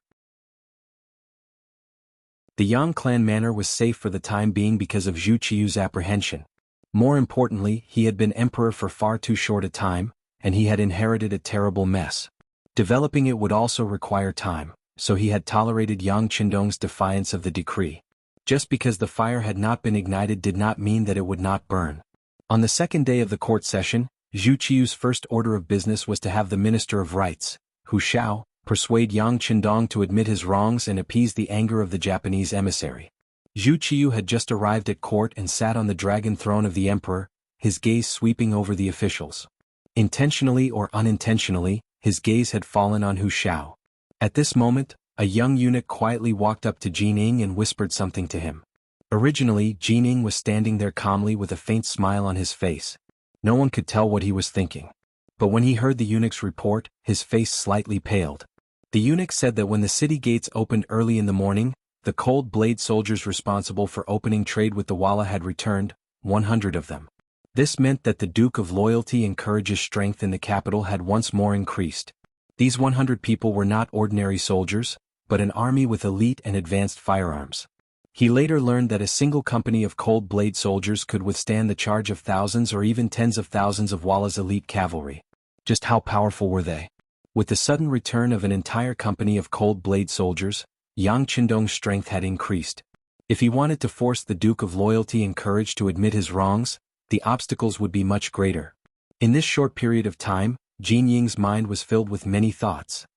He suddenly felt that arranging for Hu Shao to force Yang Qindong to admit his wrongs to the Japanese emissary was an unwise move. What he needed to do now was to stop the emperor's actions. But just as he was thinking this, Zhu Qiyu called out Hu Zhao's name. "Beloved official Hu, receiving the emissaries of other countries is the responsibility of your Ministry of Rights. As for the unpleasantness between the Duke of Loyalty and the Japanese emissary, we think that you should be responsible for it. In short, we need to resolve this problem in the shortest time possible. Right now the Great Ming does not need war. Do you understand? He suddenly called out Hu Zhao's name and handed over the task that was previously agreed to be handed over to censorate official Dong Chunhua. The expressions of all the officials changed slightly at this moment. In the imperial court, where intelligent people gathered, each of them had their own thoughts. Hu Xiao had been an old official for many dynasties and had seen many storms and waves. As soon as Zhu Qiu spoke, he guessed what had happened.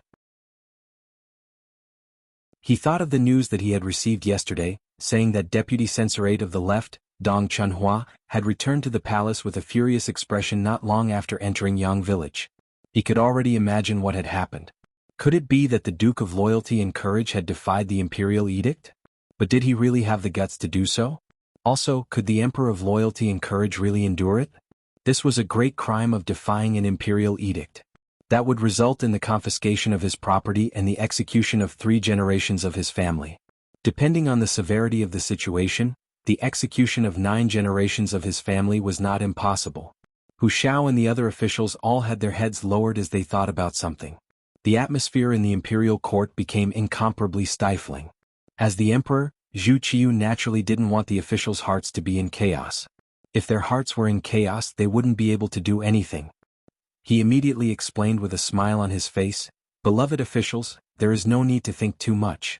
Our Duke of Loyalty and Courage is too rule-abiding." He said that he needed an official of the same rank to talk to him. Beloved official Dong's status is a bit too low. This is also because we didn't think about it clearly before. Therefore this time we sent beloved official who is of the same rank to give Duke of Loyalty and Courage enough face. After the explanation was given, many of the officials immediately came to a realization. But as for what everyone was thinking, perhaps only they knew in their hearts. When did an imperial edict need an official of the same rank? This was clearly the emperor borrowing Hu Zhao's hand to suppress Yang Qindong. As a result, if Yang Qindong didn't lower his head, Hu Xiao wouldn't be able to explain himself. At that time he would be accused of being unfilial. It was truly a good method. Among them, the one with an ugly expression was Dong Chunhua, who was standing in the group of officials. Seeing that the emperor's imperial favor was in his hands and that he had successfully ascended to the position, but his task had been messed up and he had been notified to all of his colleagues. It was easy to imagine how bad his mood was. But the only thing that was worth consoling was that this time, Yang Qindong didn't just slap his face, but also the emperor's face. Presumably, in order to return this slap, it wouldn't be long before the imperial edict promoting him to a second-rank official was issued. This was also why Zhu Qiu wanted to use this matter to tell all of the officials that as long as they wholeheartedly worked for him, he would get back at them even if they were wronged. And for Dong Chunhua this was very likely a blessing in disguise. Among the officials, the one with an ugly expression was Hu Xiao.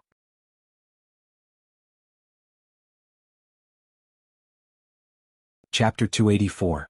Even though Zhu Qiu had already explained it to him, he could tell that something was different from what he had heard. Since ancient times, who would care about the identity of the person who gave the decree? Usually, when a first-rank official was ordered to do something, wouldn't a small eunuch be able to read the decree? Then why was it that when it came to Yang Qindong, there was a need for someone of the same rank to read the decree? How could things be so simple? It was clear that the emperor knew that he was Yang Qindong's elder and wanted to bully him. If this was really the case, if he didn't do this task well, not only would he attract the emperor's anger, it would also be equivalent to handing the knife to someone else. Knowing that this was the case, there was no other choice. This was what made Hu Xiao annoyed and helpless. If he didn't do it, it would attract trouble. If he did it, Yang Qindong would have to lower his head. But would he lower his head? Even if he lowered his head because of his identity as Hu Zhao's grandfather, would he be willing to do it? Would he hate him because of this? Hu Zhao's expression changed again and again. It could be said that his heart was full of worry. Zhu Qiu naturally noticed it from the corner of his eyes, but he didn't pay attention to it. Who told you to be the elder of the loyal and bold duke? Who told the loyal and bold duke to have the courage to resist the imperial decree? If I didn't make things difficult for you, you really wouldn't know that imperial power was inviolable. Seeing Hu Zhao's calm expression and slightly squinting eyes, as if he was shocked, Zhu Qiu's mood became very good. Yesterday he had the same expression. Now that he had transferred it to someone else, how could he not be happy? Unfortunately, This happiness only lasted for less than half a cup of tea's time. An urgent report suddenly sounded outside the main hall, causing his attention to be completely diverted. Reporting, it's urgent. A soldier of the Great Ming Dynasty with a messenger flag behind him rushed into the main hall of the imperial palace. According to the law of the Great Ming Dynasty, a messenger could enter the palace hall to report without an imperial edict. Therefore, when this Great Ming soldier bravely rushed in, he was not stopped by anyone. There were only a few people who looked at him with surprise. Since the messenger had appeared here and said that it was an emergency, something urgent must have happened. However, there didn't seem to be any information that indicated that something big was going to happen. In front of the confused eyes of all the officials and even Zhu Qiu, the messenger knelt down in the main hall and reported without raising his head. Reporting to Your Majesty, a large number of Japanese samurai suddenly appeared at the port of Tianjin. They suddenly appeared and caught the garrison unprepared. Before the subordinate came to report, thousands of soldiers had been captured and countless military supplies had been robbed. The other party's strength is valiant and their battle prowess is extremely strong. My general requests the emperor to quickly send reinforcements. After saying that, Bing Yong kowtowed to the ground to express his impatience. What? That's impossible. Many of the officials immediately voiced their doubts. These people were the ones who had received gifts from Kimura Yoshida. They knew very well that not punishing Yang Qindong was just an excuse for the other party. As for whether they would really send troops, most likely this person couldn't make the decision. Even if they really wanted to send troops, they couldn't have done it so quickly. Where was this emissary in the capital? How could Japan go to war without declaring war? What did he mean? What's impossible about it? Seeing the expressions of disbelief on the faces of many officials, Su Yozhin, the left assistant minister of the Ministry of Justice, reacted quickly and shouted loudly, "Can't you see that this is probably a delaying tactic by the Japanese emissary? They have been in the capital of our great Ming dynasty for some time. They know that we have just experienced several battles and our military strength is weak. Jumping out at this time is obviously to take advantage of us. It's hateful that we were so gullible and didn't take any precautions." As he spoke, Su Yozhin shook his head with some resentment, as if he was angry at his lack of vigilance. But in fact, this statement was notified to him by the Security Bureau last night. That was to say, among all the officials, he was the only one who knew the truth. As mentioned before, Su Yozhin was a powerful official of a generation in history. Those who could become powerful officials were all people with means and ambition. If such people were used well, they would become a sharp sword that could cut everything. But in the same way, if they were not used well, it was likely that they would hurt themselves. In order to achieve the purpose of using this sword well, Yang Qindong deliberately told Su Yozhin in advance. This was also to deter him and let Su Yozhin know his strength, but he couldn't see it clearly. In this way, this person didn't dare to disobey his orders and would do things for him wholeheartedly. This was why Su Yozhin suddenly jumped out and revealed the truth. Su Yozhin's words were very much in the hearts of several officials. They all nodded in agreement, as if all this was really a delaying tactic by the Japanese emissary. Japanese samurai? How many of them are there? How is their combat strength? When did this happen? When Jining suddenly heard the news, his expression changed dramatically. But he also didn't believe that the Japanese would make a move at this time. Because in his opinion, even if they wanted to make a move, they had to wait until after Yang Qindong was punished. He had a feeling that there was something fishy about this matter. But he couldn't think of any problem, so he asked this question. If the enemy had too few soldiers, could it be the work of mercenaries? This wasn't the first time he had interacted with Lung Feng. The enemy didn't have many people, but their combat strength was extraordinary. Moreover, the Tianjin garrison was not on guard. If they attacked by surprise, it was very likely that they would succeed. Since someone had asked a question, the messenger naturally had to answer it. Replying to Sir Eunuch, it happened a few days ago. Many Japanese samurai came and from a distance they seemed to blot out the sky. Moreover, it happened so suddenly that my general could only retreat while fighting.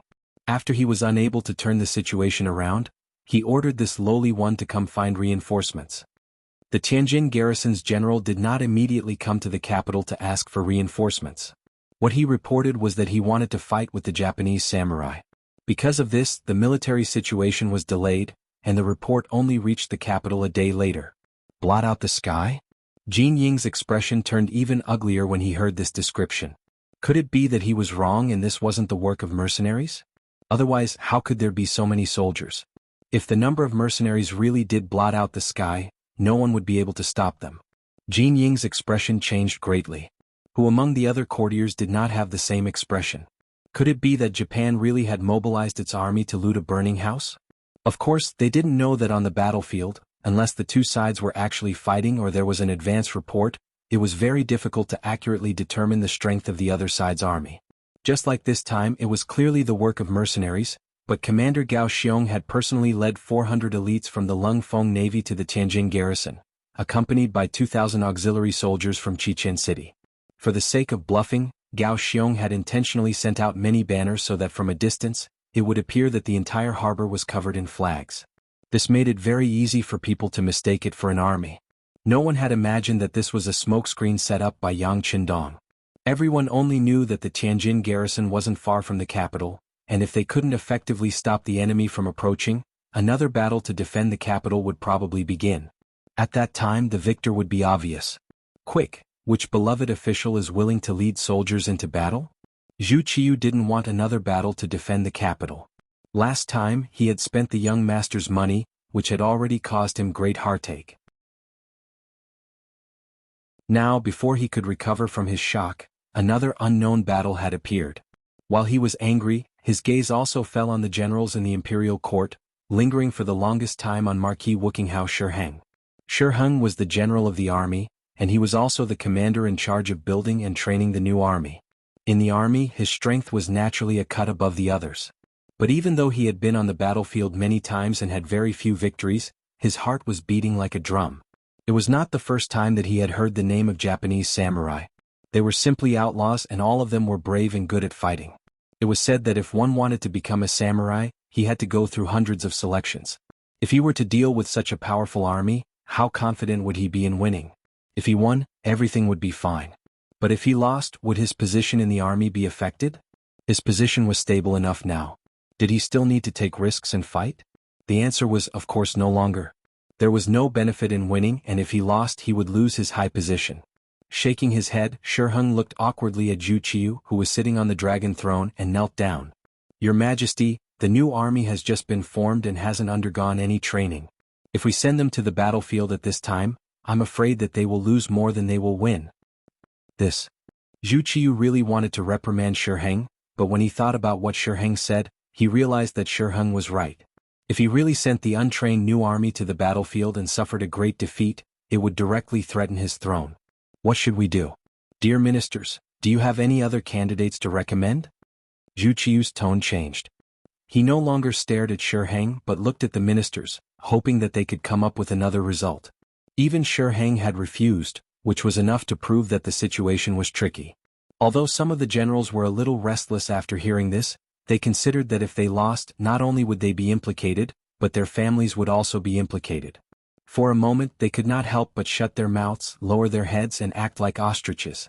The originally noisy hall suddenly became quiet. The ministers looked at each other, speechless.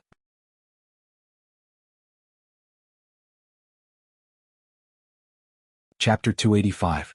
This scene infuriated Zhu Qiyu to no end. When there were benefits to be had, these officials didn't behave like this. They were all eager to show that they were capable, that they could be entrusted with important tasks and that they could accomplish great things. But now that there was a problem that involved life and death, everyone had the same attitude. They would hide as much as they could. He really didn't know what he could do in the future by relying on such officials. Minister E, tell me. Now that the Japanese army has invaded our borders, what is the Ministry of War planning to do? Since no one took the initiative to step forward, Zhu Qiyu simply began to call out names. The first to be called was the Minister of War Yi Ming. Since the incident just now, when the messenger knelt on the ground, Yi Ming had lowered his head like an ostrich. If he didn't raise his head, no one would pay attention to him. But now that Zhu Qiyu had called out his name, he knew that he couldn't avoid it.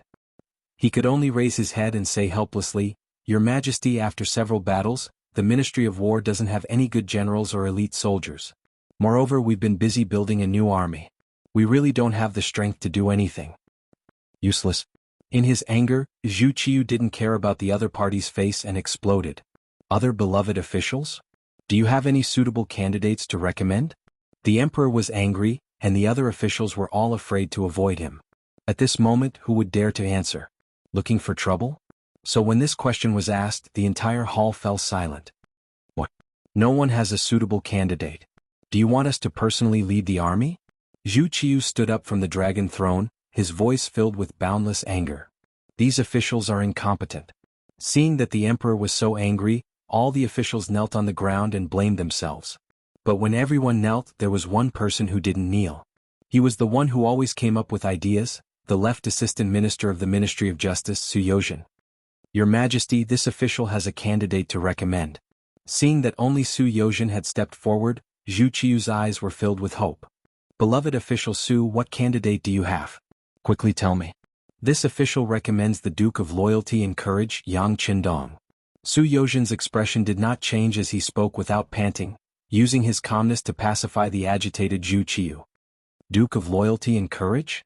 Zhu Qiu had an expectant look on her face, but what she got in return was a sharp intake of breath.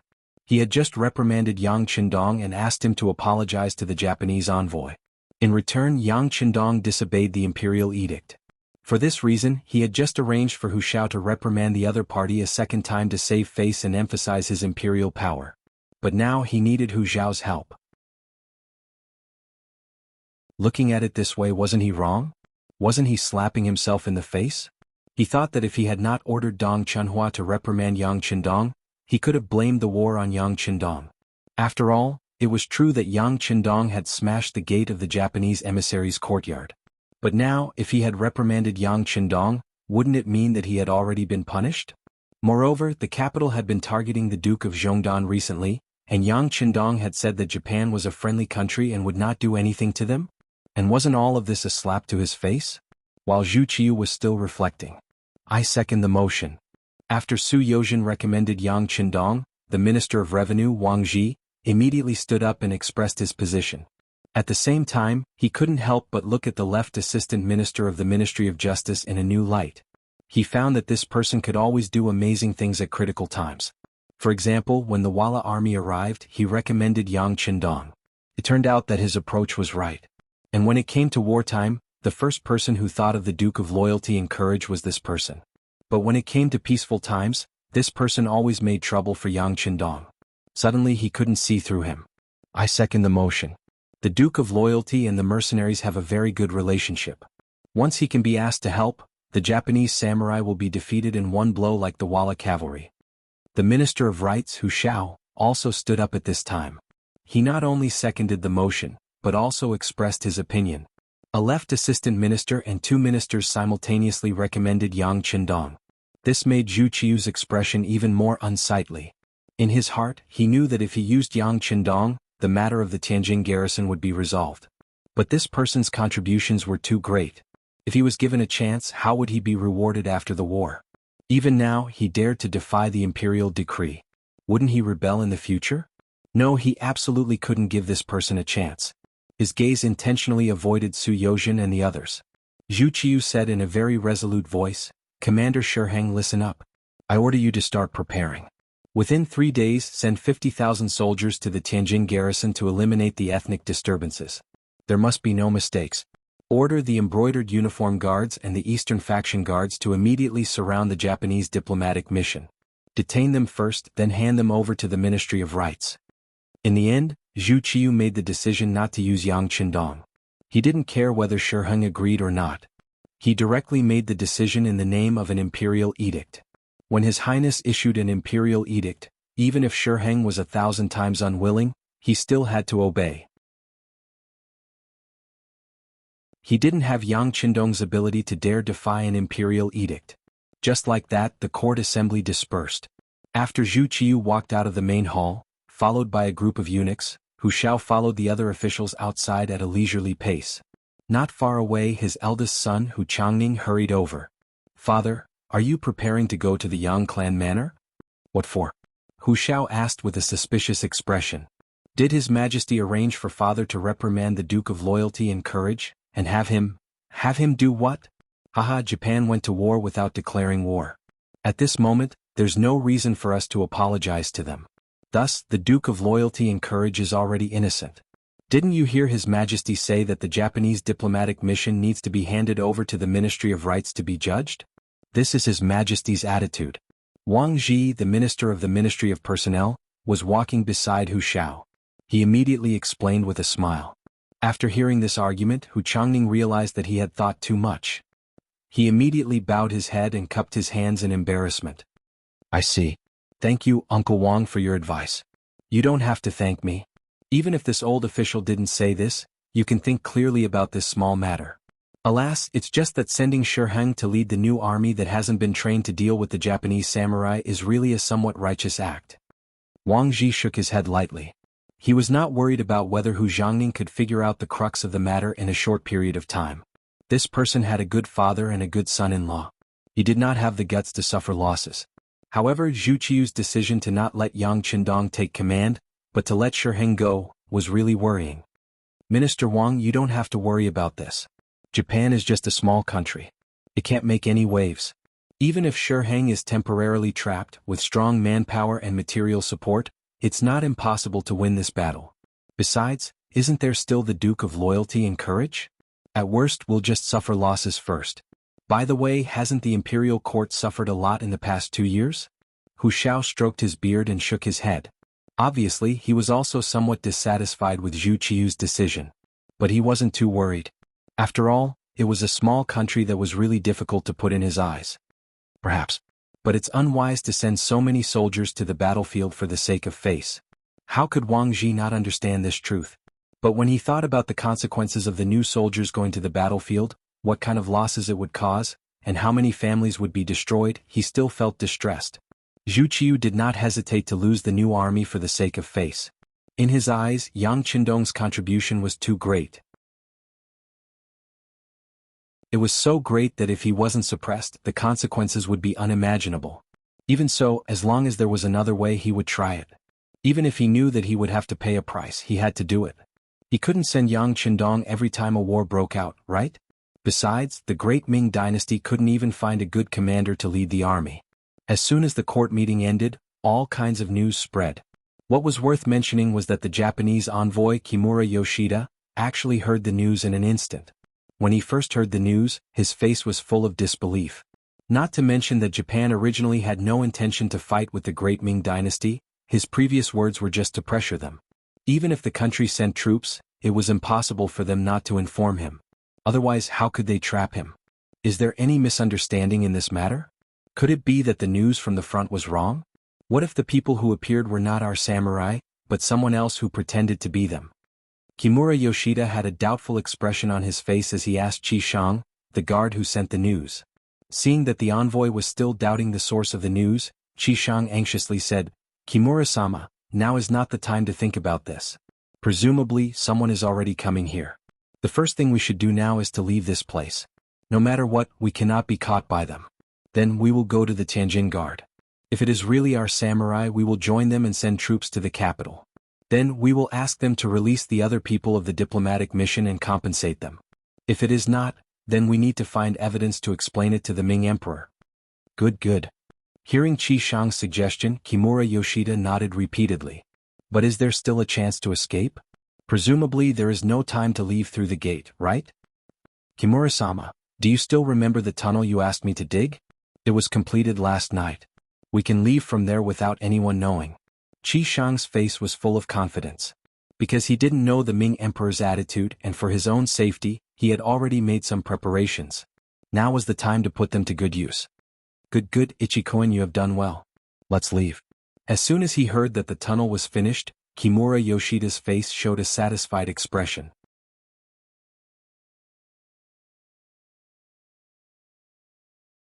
Chapter 286. Good. Please follow me. Aikishang nodded. In order not to attract attention, the two didn't bring anyone else with them. They only took some silver and entered the tunnel, leaving the diplomatic mission's courtyard. Less than half an incense stick's worth of time after the two left. A large number of embroidered uniform guards and Dongchang Fanzi appeared outside the Japanese diplomatic mission's courtyard. The one who came to carry out the mission was the commander of the embroidered uniform guards, Ji Guang. He first asked his subordinates who had been guarding the door, "How is it? Is there anything unusual inside?" "No, we didn't see anyone come out." "Good, everyone listen to my orders. In a moment we will charge in and arrest everyone. Anyone who dares to resist will be killed."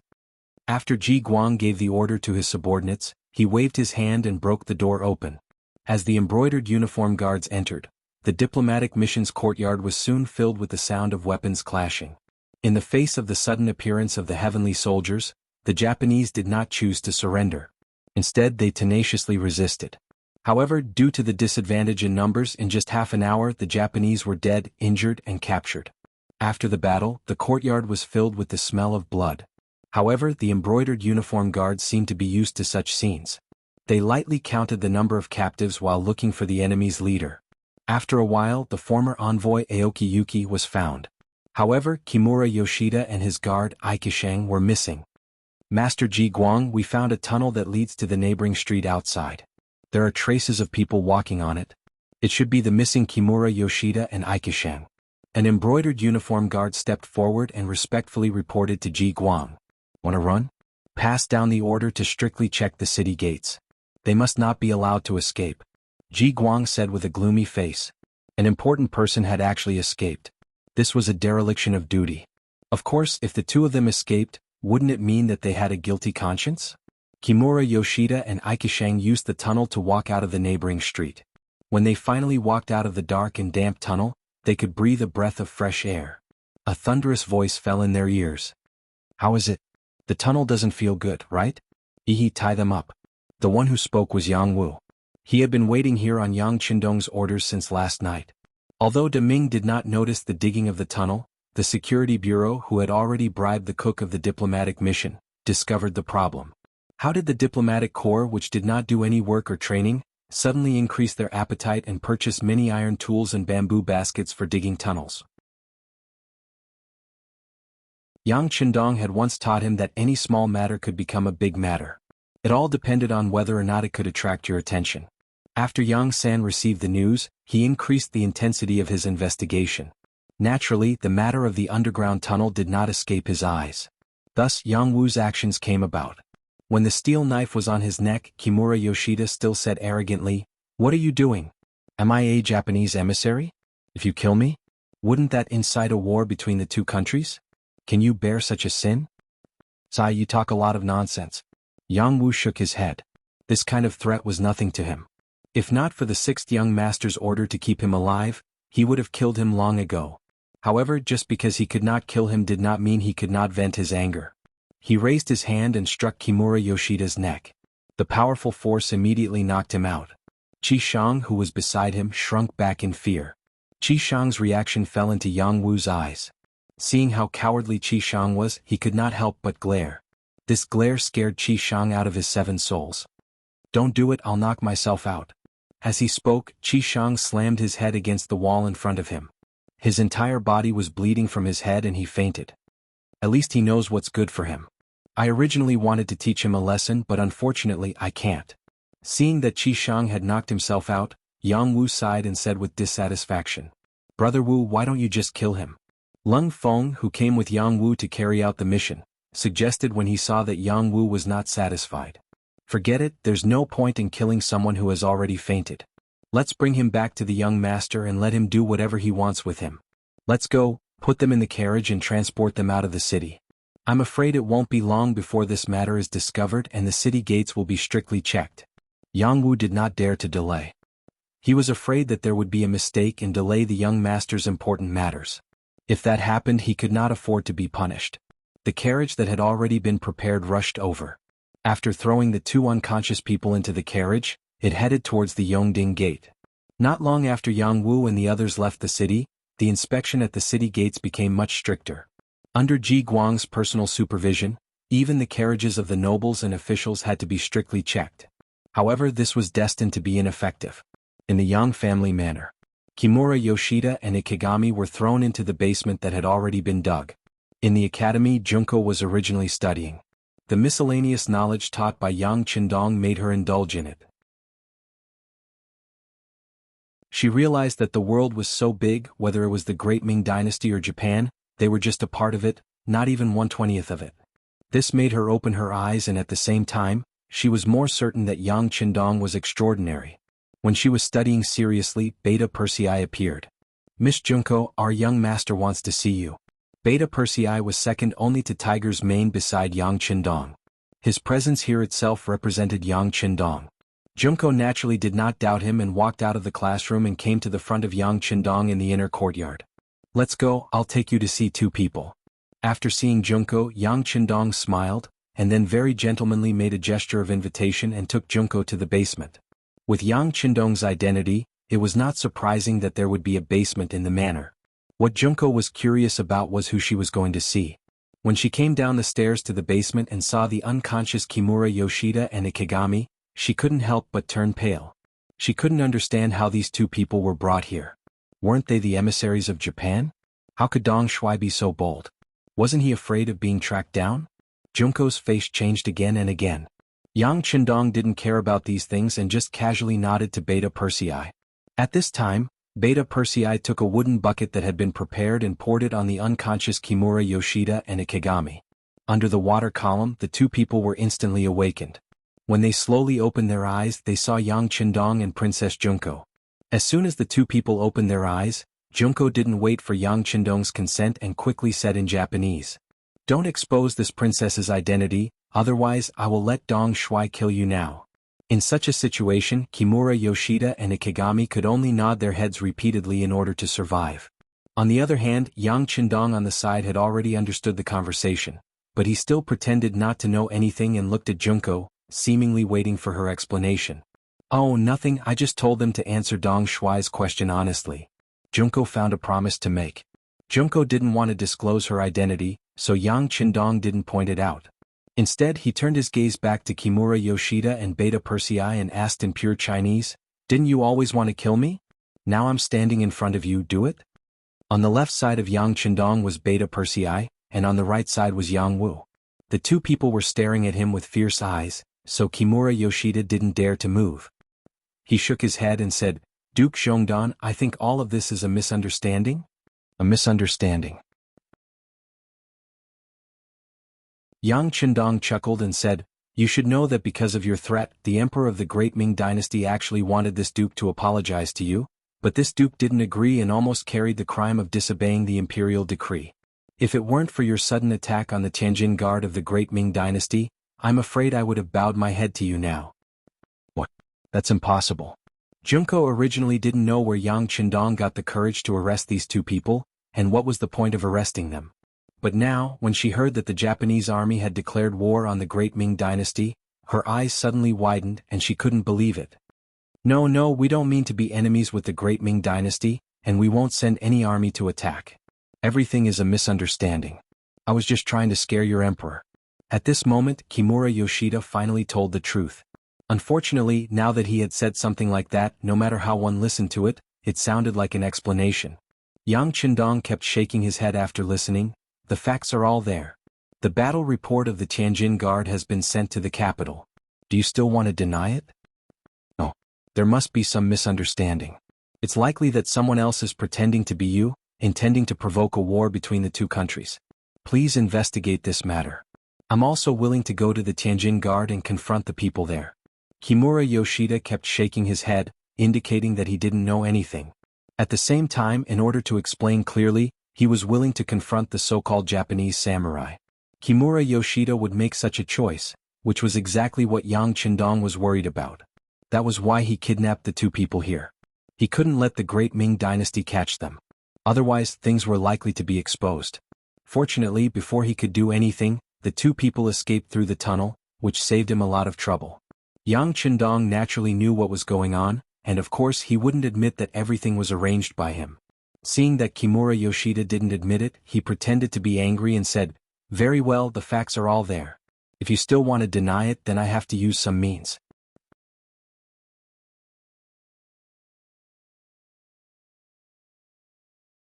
Chapter 287. As soon as Yang Qindong's words fell, Beta Persei and Yang Wu laughed and walked toward Kimura Yoshida and Ikegami. With the two's martial arts, they could easily injure their internal organs, but they would never let others see any injuries on the surface. It hurts. It hurts." Soon, Kimura Yoshida and Ikegami's painful howls came from the basement. In front of Beta Persei and Yang Wu, the two's so-called self-esteem was trampled on. It didn't take long for them to urinate and defecate, and the smell of filth filled the basement. Yang Qindong gently covered his mouth and nose, turned around and walked up and said, "Treat them well. When they confess, report to this young master." Junko followed Yang Qindong to the ground, but at this time she was a little distracted. Obviously, she didn't believe that Japan would send troops to invade the great Ming dynasty. At this time, although Japan was still led by the emperor, because General Ashikaga Yoshimasa was too powerful, many things were not decided by her father. If the internal situation was unstable, how could they expand outward? Not to mention that they chose the powerful Ming dynasty. If Japan attacked a small country like Korea, Junko could still understand. After all, Japan's geographical environment was destined to make them have to go out if they wanted to achieve something. But why would they choose the great Ming dynasty? But Yang Qindong said that Japanese samurai raided the Tianjin garrison. How could this be explained? In such a matter, presumably this person would not speak without thinking. Junko had no idea in her heart. After separating from Yang Qindong, she found the captain of the guards, Kobayashi, and explained what she had just seen in the room on the ground. Kobayashi was also shocked by the news brought by Junko. "Princess, is it fake? Your Royal Highness is still in the great Ming dynasty. Although your identity has not been exposed, once the war starts, I'm afraid it will be difficult to hide your identity. Wouldn't this put the princess in a disadvantageous position?" "No. You don't know the emperor. For the sake of Japan, my sacrifice is nothing." Junko shook her head with a bitter smile. Japan was originally a country where men were superior to women. There, men were the sky and could do anything. Women were completely an accessory. Even in the upper echelons of society, there was a tradition of sending women to each other. As long as everything was in line with benefits, it was normal to give one's young daughter to an old man. But, let's run. Shaolin still wanted to say something. For example, he didn't even have any kinship left. Wasn't this a little too cruel? However, in the end he didn't say anything. The identity of the emperor wasn't something a nobody like him could question.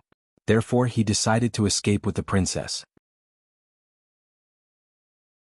Since the great Ming dynasty and Japan were at war, there was no benefit for Princess Junko to stay here.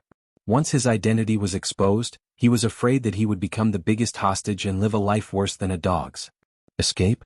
Based on the fact that we are Japanese, where do you think we can escape now? I'm afraid that as soon as we leave Yang village we will be caught. Junko shook her head. Compared to the unfamiliar outside, Yang village was extremely safe. But if we stay in Yang village, there is no guarantee that Zhongdong Gong won't do anything to us. Shaolin said worriedly. No, Zhongdong Gong won't. Speaking of this, Junko remembered the unclear relationship between herself and Yang Qindong. She was very confident, but in the end she still found an excuse and said, "We are just businessmen. If he wanted to, he would have done it long ago. Nothing happened for so long and nothing will happen now. I'm just worried that once Kimura Yoshida and Ikigami reveal my identity then..." Junko didn't continue speaking, but it was obvious that she was worried. "Your Highness, don't worry, I will go to the basement now and end them." Shaolin's face was firm. No. Junko shook her head again. "If you go and fail, I'm afraid that the Zhongdong Gong will blame you or even kill you. Let me go." Junko seemed to have made a great decision. She thought that even if she failed and was discovered, with her beauty and the friendship between her and Yang Qindong, the other party wouldn't do anything to her. "But your Highness has never killed anyone," Shaolin said worriedly. "There is a first time for everything." Junko shook her head and looked at Shaolin. "Korean-kun, I know you have a very sharp dagger, give it to me." Okay. Shaolin didn't dare to disobey the princess's order.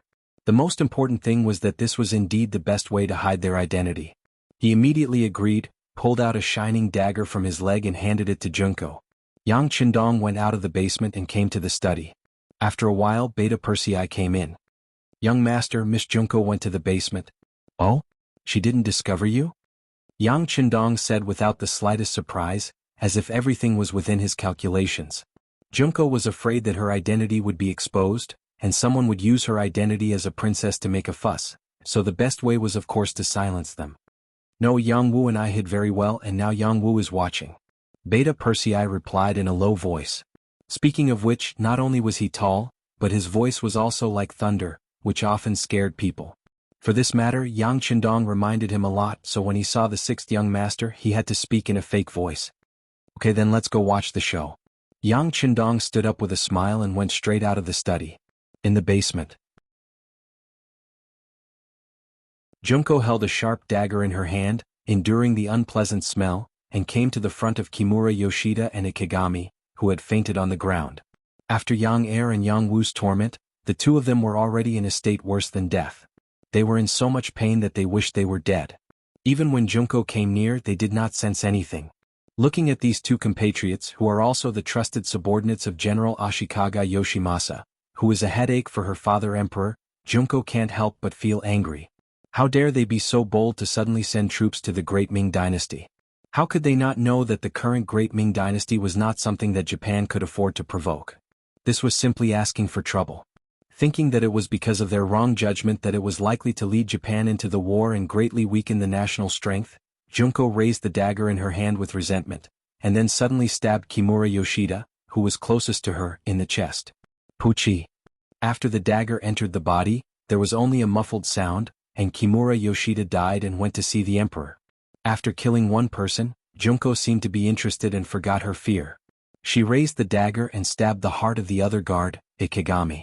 Puchi Puchi. As if she was afraid that she would not be able to kill the other party, under her anger she continuously stabbed the other party several times. In the end she killed the two of them until they could no longer kill each other.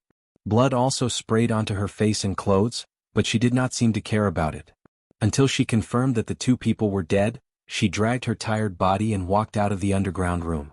Furthermore, all of this had happened without anyone stopping him. It was as if it had happened without anyone knowing. But Junko didn't know that there was a very hidden room on the side of the basement. There seemed to be an earthen wall, but in fact it was just a disguise. There was a double-sided transparent glass that was taller than it would be a few hundred years later. From there, one could clearly see everything that was happening in the basement. Looking from the inside to the outside, there was nothing unusual. Did you record it? Yang Qindong looked at Beta Persei, who was fiddling with the camera for the first time. Young master, it's all recorded. According to your request, I also recorded a few close-ups to clearly record the scene of Junko killing the two Japanese envoys. Beta Persei said as if he was showing off. Very good, arrange for someone to send it to Commander Gao Xiong, and then let him arrange for someone to send it to Japan. Remember, you must personally send it to Ashikaga Yoshimasa. Yang Qindong said with confidence. He never had any good impression of Japan. It was only a matter of time before he dealt with them. And before that, in order to achieve his goal more easily, internal strife was one of the best ways. He believed that with this solid evidence, Ashikaga Yoshimasa could use it to attack the emperor, and Japan's internal strife was already a fact. At that time, it would be impossible for Junko not to stand on his side. Speaking of which, after knowing Junko's identity, Yang Qindong had always had a plan. And step by step it was carried out smoothly until now it finally paid off. With this video as evidence, he didn't have to worry about Japan's internal strife. At that time, his opportunity would come, and he could even send troops to Japan on the grounds of supporting Junko's restoration. At that time, it wouldn't be difficult to occupy the entire Japan and make it return to its ancestral land. Junko didn't know these things. On the contrary, after killing people, she thought that no one would find her. After returning to her room, she quickly changed into a clean set of clothes and went to the academy. She really did what she should do. There were no side effects or discomfort after killing people for the first time. Yang Qindong also acted as if nothing had happened. It's just that the scene of Junko killing Kimura Yoshida and Ikegami has been recorded perfectly. Not only that, he also took a copy of it to the warehouse and then took out a copy and a tablet that could play the video. When the time comes, he only needed to take it to Japan and play it. Presumably it would cause an uproar. It was equivalent to handing General Ashikaga Yoshimasa a butcher's knife, so that he could raise it high and do whatever he wanted.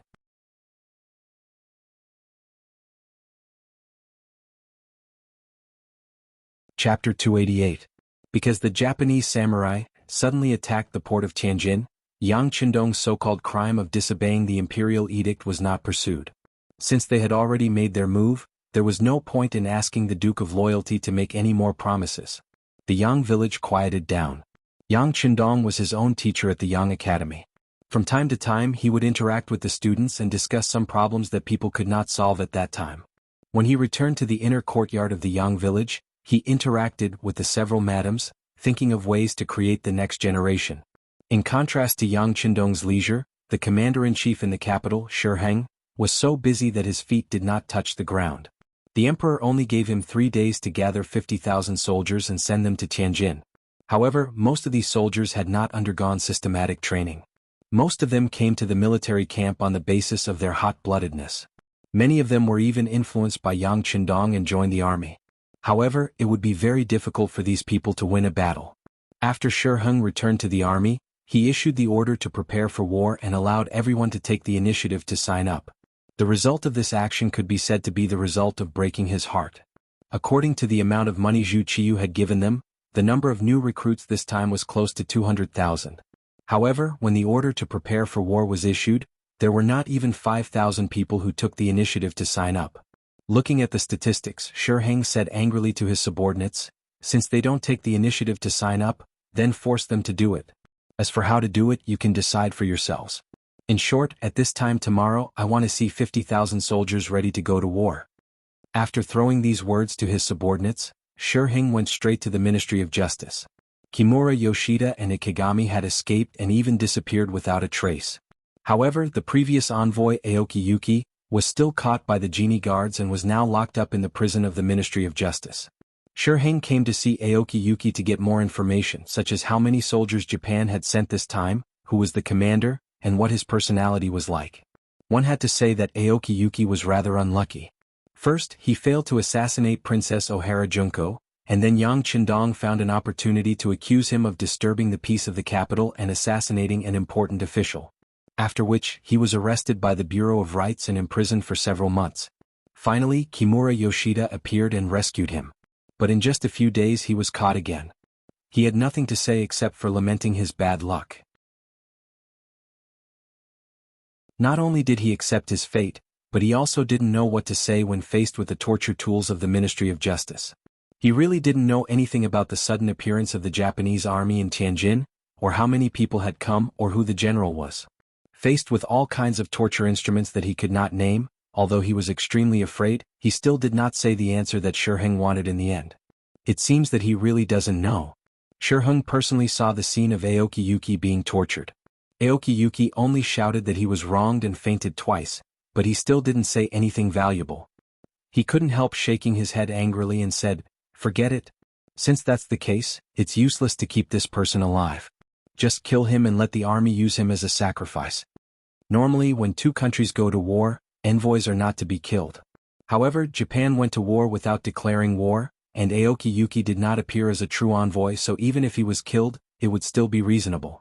Just after Shi Heng said this, Aoki Yuki, who was still a little dizzy, suddenly shouted loudly, "No, you can't kill me. I know that an important person of our Japanese royal family is in the capital of the Great Ming Dynasty. I know it." Is there such a thing? Originally, Qin Haodong didn't expect to scare him. He just wanted to kill him to boost the morale of the army. He didn't expect that he would force out such a big news. Thinking that if he could find this important member of the royal family, he could not only learn more about the movements of the Japanese army, but also make the enemy hesitate to attack. Shi Heng's eyes suddenly lit up. He strode to Aoki Yuki and said, "Tell me, who is that person? Where is he now? I need to rest. I need someone to treat me. Otherwise, I won't say anything even if you kill me." Aoki Yuki took this opportunity to put forward his condition. Aoki Yuki had been injured twice.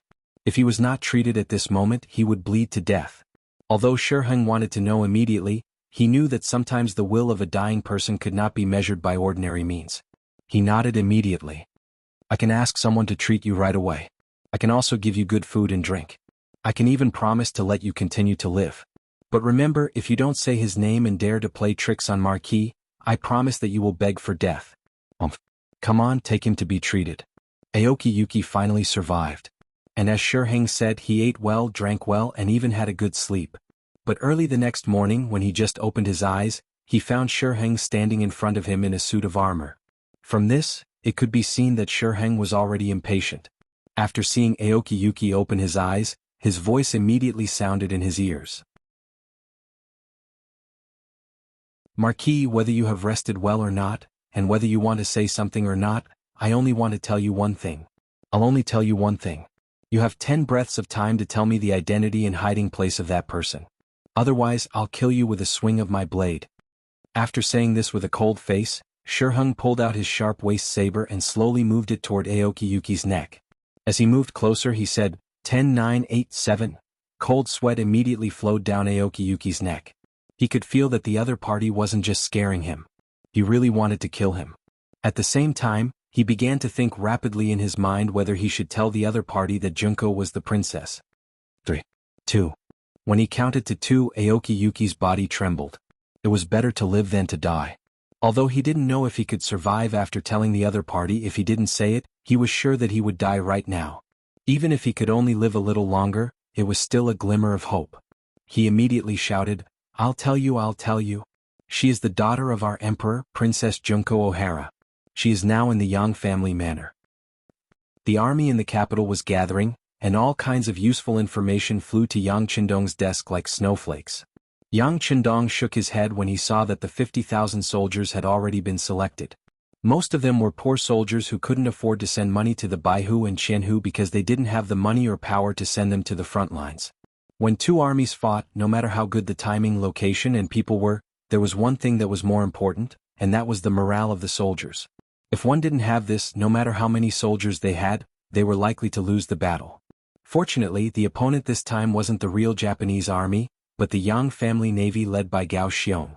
They must be anxious because of the lack of manpower, and these 50,000 soldiers were sent to their doorstep. Of course they wouldn't reject them. Pass this information to Commander Gao. At the same time, tell him to capture as many prisoners as possible. These people don't have any complicated backgrounds and they are all useful people.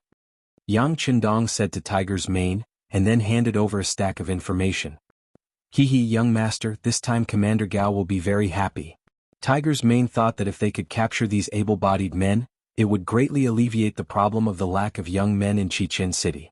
He couldn't help but smile and say, yes, he will be happy for a while. Yang Qindong also nodded with a smile on his face. Since they were forced to be selected, then those who had a little bit of background and even those who were rich wouldn't be included. This time, Shiheng did a good thing and gave him so many good soldiers. Just as he thought of Shiheng's name, Yang Wu's voice came from outside the study room. Young master, there is a large group of people outside the manor. It seems like there are soldiers, imperial guards, and some eunuchs. Yang Qindong, who suddenly heard the news, showed a puzzled expression in an instant. Now that the war was imminent, no one should care about him, but why did so many people come? If they were looking for trouble, then it didn't make sense. In front of an external enemy, the most taboo thing was internal instability. Who had the guts to look for trouble at this time? Young master, I will immediately send people to be on alert. Hearing that so many people came uninvited, Tiger's Man's body was overflowing with murderous intent. Appropriate precautions will be enough. They don't have the guts to look for trouble with young master. Yang Qindong shook his head decisively. If someone really wanted to do something bad to him, they would definitely not choose this time. Anyone with a little brain should know that this was not the time for internal strife. When Yang Qindong heard the news, Shiheng from the outer court of Yang Manor had already arrived with a large group of people. Aokiyuki actually said that the daughter of the Emperor of Japan, Her Royal Highness, was in Yang Manor. This news made him excited and worried. He was excited because if the news was true, he could get more information about the enemy by capturing the princess. At the same time, he could use this to threaten the enemy not to act rashly. He was worried because this matter involved Yang Manor, which meant that it was related to the Duke of Loyalty. If the news was wrong and Aokiyuki was talking nonsense, then he would become a gun in the hands of others. What a stupid thing to do. Shiheng was very smart. Not only did he have his own methods to lead troops to war, but he also had his own set of standards in dealing with people. At least he knew who he could deal with, who he could offend, and who he shouldn't.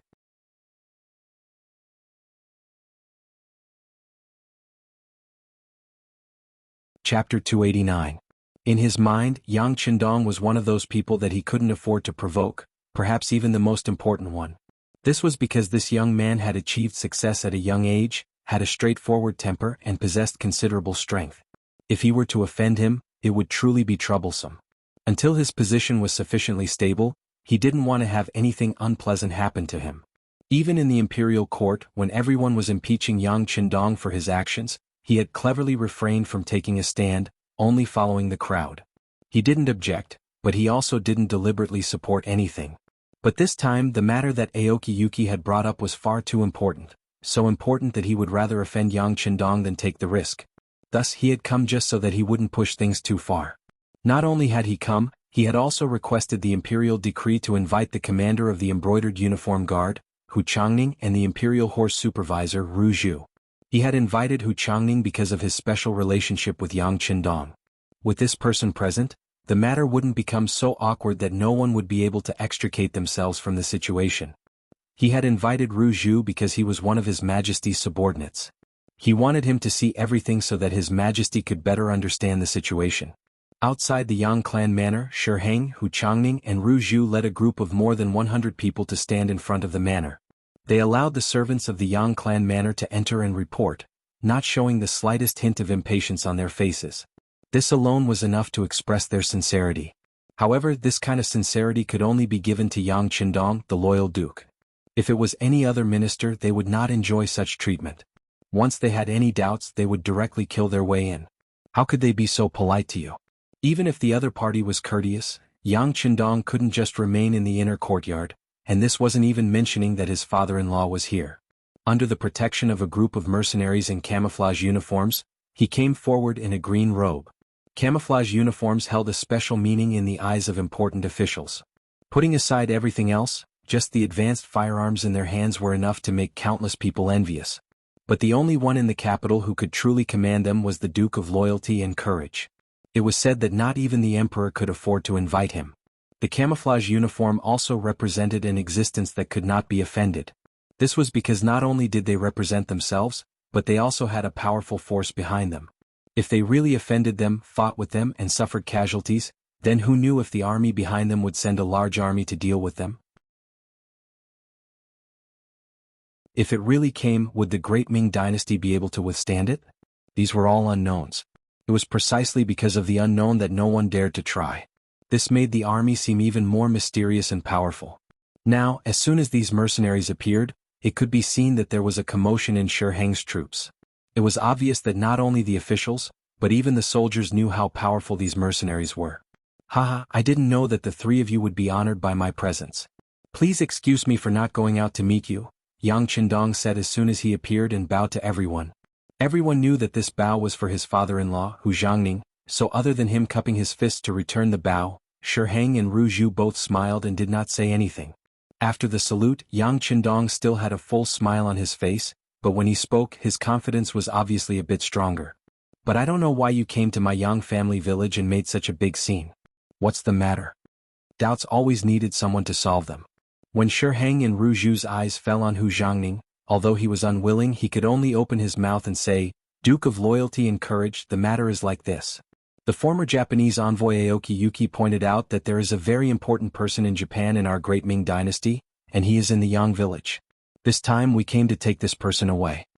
As soon as Hu Jiangning's words fell, Yang Qindong's eyebrows slightly furrowed at first, but then they quickly relaxed. He finally knew the purpose of the other party's visit. It seemed that the fact that Junko was the Princess of Japan had been exposed. Yang Qindong had already mentally prepared for this. After all, the fact that Junko was the Princess of Japan was not a secret. In addition, she was originally beautiful and was cultivated as a seed by the Emperor of Japan. There were too many people who knew her. It was too difficult for such a famous person to not be known by others. Fortunately, this person's value had been used when he killed Kimura Yoshida and Aikisheng yesterday. It was not a waste to keep him around for so long. But there were more important things that required Junko's cooperation in the future. How could he just hand her over like this? Not to mention, what kind of place was the Yang village? How could they allow others to take people away just like that? He was a little unwilling in his heart, but since his father-in-law said so, it was absolutely impossible to drive him away directly. He still had to give face. When he looked at his father-in-law, his eyes were full of smiles. So that's how it is. In that case, let's arrange for Junko to come here. Tiger's Mane, go and bring her out. Yes, young master. Tiger's Mane nodded and turned to leave. His mind was full of the look that Yang Qindong gave him, as if to remind him of something. When he considered that the young master treated Junko differently, he made a decision. That was to tell Junko everything, at least let her be mentally prepared first. As for whether she was the Princess of Japan or not, it was not a problem that he needed to consider at all. Tiger's Mane left to find Junko, and Yang Qindong waved his hand. Yang Wu and the others immediately placed a large table here, and someone served tea and 4 stools as if they were here to entertain guests. On the surface, Yang Qindong seemed to welcome the arrival of Hu Jiangning and the others, but the way he treated them outside the door fully expressed the displeasure in his heart. Since they had come uninvited, then there was no need for them to enter the manor. They could just stay here. As long as they could hand over Junko, it didn't matter to Shiheng and the others whether they entered the village or not. Yang Qindong's past experience taught them that it was best not to provoke him unless they felt that they were strong enough. Otherwise it was better to avoid him. Even if there were some things that couldn't be avoided, it was best not to enter the village. The 3 of them sat at the temporary table without the slightest bit of displeasure. They drank their tea in satisfaction and were even able to reveal the scene of them chatting and laughing. Yang Qindong's face had been maintaining a formulaic smile, but the more it was like this, the more no one dared to look down on him. Even Shiheng secretly observed him several times. He found that the more contact he had with this person, the more he couldn't see what this person was thinking. It had already been proven that this kind of person was the most terrifying. He couldn't help but think that if Hu Jiangning didn't come with him today, it would be impossible to make him hand over Junko. He couldn't help but feel lucky that he had found such a good helper. In the Yang family academy, Junko, who was still in class, was called out by Tiger's mane. She opened her beautiful eyes, blinking and looking very puzzled, but her heart was like a drum being beaten by a heavy hammer, completely not as calm as she looked on the surface. Kimura, Yoshida and Ikigami were dead, killed by her. Although there was no movement afterward, Junko had always been worried about being suspected. After all, she was the person who went to the basement and knew the existence of these 2 people. She didn't know whether Yang Qindong had told others who was in the basement. If he did, it would be better, at least everyone would be suspected. However, if he was the only one who was told, then there was really no way to escape from it. Junko looked innocent. Tiger's mane had to say something, because this was originally the young master's hint. "Miss Junko, please come with me. There are many people outside the village saying that they are looking for you, and that you have another identity." After saying this, Tiger's mane didn't look at Junko at all. From a certain point of view, he had already determined that there was something unusual between her and the young master, so she was an existence that he absolutely couldn't offend. Tiger's mane then turned around and took the lead to leave, leaving Junko as if she was struck by lightning. Another identity? In fact, she should have thought about it. Her existence was not a secret in the upper class of Japan. Even if Kimura, Yoshida and Ikigami knew about her, then it was inevitable that others would also know about her, so how could killing 2 people solve the problem? Now they came to find her, so what should she do? When the war between the Great Ming Dynasty and Japan began, her existence was originally a very good target to be used. Even if she was the leader, such a person would certainly not be let go. "Well, Miss Junko, why don't you go? Are you not feeling well?" After a few steps, Tiger's mane found that there was no one behind him, so he turned around and asked with concern. "I'm not feeling well." It seemed that she was reminded by Tiger's mane, or maybe it was a targeted hint. Junko suddenly covered her stomach and said, "Oh, I don't know what's going on. My stomach hurts." "Hurts? Is it serious? I'll immediately find a doctor for you." Tiger's mane's face was nervous, but his eyes were actually filled with appreciation. This woman was not stupid. At least she knew what was called a donkey going down a slope. Outside Yang village, after about the time it takes to burn a stick of incense, Tiger's mane came out again. Shiheng and the others immediately noticed that when this person appeared, there was no one else around him. For a moment, they couldn't help but look at Yang Qindong doubtfully. Their eyes seemed to be questioning him. In this regard, Yang Qindong was too lazy to look at them. He still sat there and casually drank tea, completely ignoring the 3 people's 6 eyes. Hu Jiangning was his father-in-law. He would respect him and he must respect him. But this did not mean that he had to unconditionally retreat in the face of anything.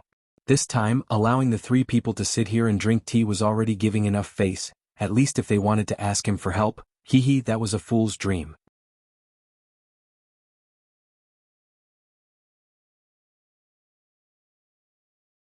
Chapter 290. Obviously, Tiger's mane understood the meaning of Yang Qindong and walked out alone. After a while, under the doubtful eyes of several people, Tiger's mane came to Yang Qindong's side and said in a voice that everyone could hear, "Young master, Miss Junko is sick and the doctor is treating her." How can it be so coincidental? Before Yang Qindong could say anything, Ru Zhu, who heard it, already stood up with a look of disbelief. Looking at him, he almost reached out and accused Yang Qindong of lying. "What do you mean by coincidental? Sick is sick? Is it possible that this is also fake?" Dealing with a eunuch, although this person's status in the eunuch group was not low, but after Yang Qindong showed his fangs in a timely manner, there were few people who could put him in his eyes. Therefore, to deal with Ru Zhu there was no need for him to say anything. Tiger's mane on the side took over the words and asked with an unhappy face. Tiger's mane often appeared around Yang Qindong, but those who knew Duke of Loyalty naturally knew about this servant. Seeing that a servant dared to talk to him like this, Ru Zhu felt great shame. Who do you think you are? With your identity you dare to talk to me like this?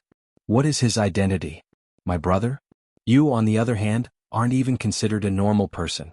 Who allowed you to strut around here? Yang Qindong, whose expression was as usual and whose gaze was calm, suddenly raised his head and stared at Ru Zhu with a questioning tone. The status of eunuchs in the Ming dynasty was so high that few other dynasties could compare with it. Even in a certain period of time, the strength of the eunuch group was second only to the emperor, and much higher than the ministers. This also made some people arrogant and felt superior to others. But now, someone pointed out their biggest weakness, that is, the incompleteness of their body. How could Ru Zhu's face look good? Duke of Loyalty? What do you mean by this? Are you looking down on this eunuch? Okay, you can say that to others, but don't brag in front of this duke. Yang Qindong looked at Ru Zhai, who was like a red-eyed rooster. Yang Qindong didn't pay any more attention to him. Instead, he looked at Hu Zhangning and said, "Father-in-law Miss Junko is sick. Naturally, she can't come out to meet guests. And this person is just an ordinary businessman in Japan. The so-called princess identity is simply nonsense. I think this is simply a lie before Aoki Yuki's death, to make us have internal discord so we don't fall into his trap. Let's just leave this matter, as it is." It seemed very casual talk, but in fact this matter was the matter. That was, Yang Qindong didn't believe that Junko was the princess of Japan. Whether other people believed it or not, they should treat it as if they didn't believe it. Okay, since Duke of Loyalty said so, this old man will naturally believe it. Hu Zhangning of course knew where to turn. This time he came personally to give face to Shi Heng. As for whether this matter would succeed or not, it was not something he should worry about. Hu Zhangning got up and looked like he was about to leave. Ru Zhu looked at the side and gritted his teeth. This was clearly Yang Qindong and Hu Zhangning in cahoots. He could only look at Shi Heng and said, "Wuking Hao, you see. Fine, since Duke of Loyalty is the guarantor, then Marquis will naturally believe it. Sorry to bother you this time." Shi Heng was a smart person. After knowing that this matter was impossible, he immediately backed down. One was the famous Duke of Loyalty, the other was the eldest son of the minister of the Ministry of Rights who served several emperors. Which one of them was easy to deal with? Now his main task was to prepare troops to support the Tianjin garrison. As long as this battle was won, it would establish his position and strength in the army. At that time, if there was a chance, he would have some strength to compete with Yang Qindong. So what if he backed down now? What's more, if this Miss Junko was really a princess of Japan, it would be a good thing to let her stay by Yang Qindong's side. She would be a cannon that would explode sooner or later. Shi Heng had his own thoughts, so he went along with the conversation. Ru Zhu knew that it was impossible for him to get anything out of this. But today he hit a wall here, so he remembered this grievance in his heart. One day he would definitely return it. At that time he would let Yang Qindong know that a eunuch like him could not be offended. Everyone left. Originally they wanted to take Junko away, but because Yang Qindong acted shamelessly, they did not even see her. It seemed that the thunder was big but the rain was small. But that was not the case. The words Shi Heng said when he left were actually a trap set by the sixth young master. The words Duke of Loyalty had already damaged the relationship between Yang Qindong and Junko. If this person was really a princess of Japan, then he would have to bear all the consequences. This seemingly unintentional sentence was, in fact, a sharp blade was hidden in it. If it were someone else, they would naturally be worried at this moment, but in Yang Qindong's eyes, this was not a problem at all. The reason why Shi Heng did not make things difficult for him now was that he wanted to wait until he was stronger. But he did not know that as time passed, the expansion of the Yangtze's new army was much faster than the growth of the Ming dynasty's army.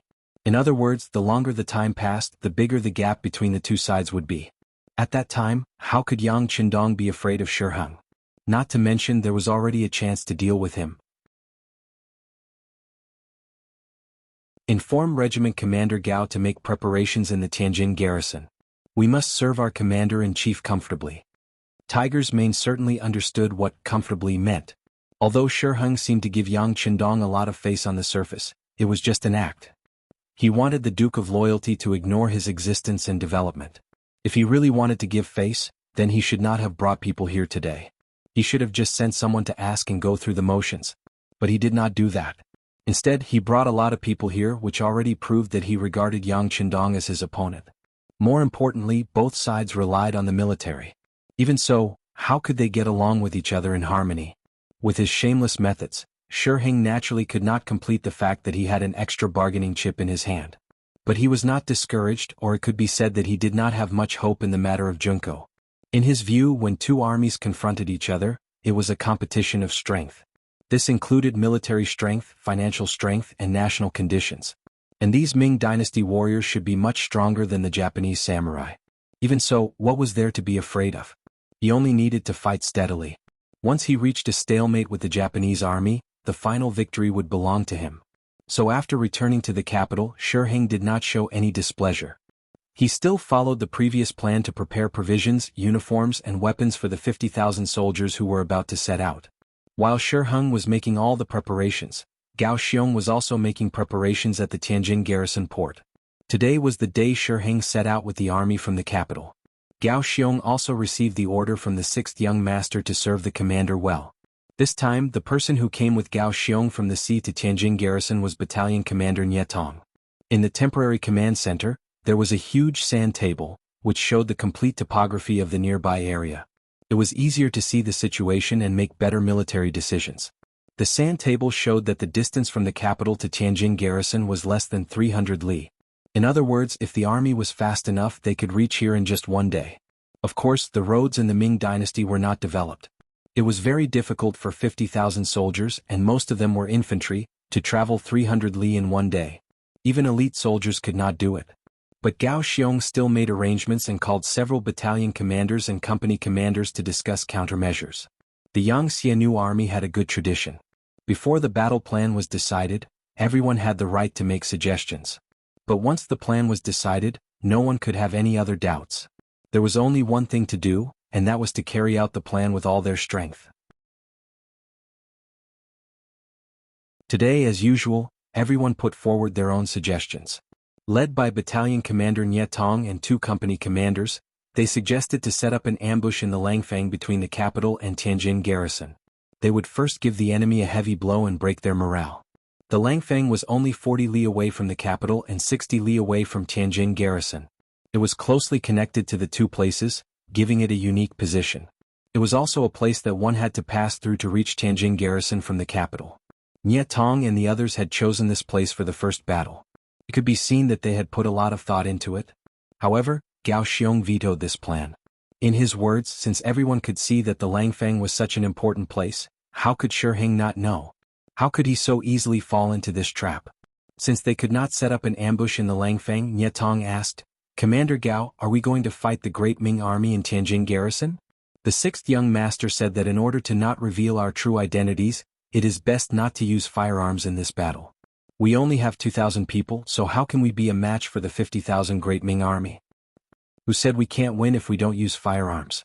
Who said we can only fight them in Tianjin garrison? Have you forgotten the sparrow tactics taught by the 6th young master? Gao Xiong laughed as if he had a card up his sleeve. Sparrow tactics was a guerrilla tactic commonly used by China's militia to defeat the strong with the weak. Groups formed by the militia would come and go, gather and disperse, and be proactive and flexible. They would appear and disappear mysteriously to attack the enemy. During the War of Resistance against Japan, the militia of the anti-Japanese base would sometimes be in twos or threes, and sometimes in groups. They would appear in the mountains, forests, narrow valleys, tunnels, dark holes, and green gauze tents. Like sparrows pecking at food, they would shoot here and there, catching the enemy off guard and attacking them fiercely.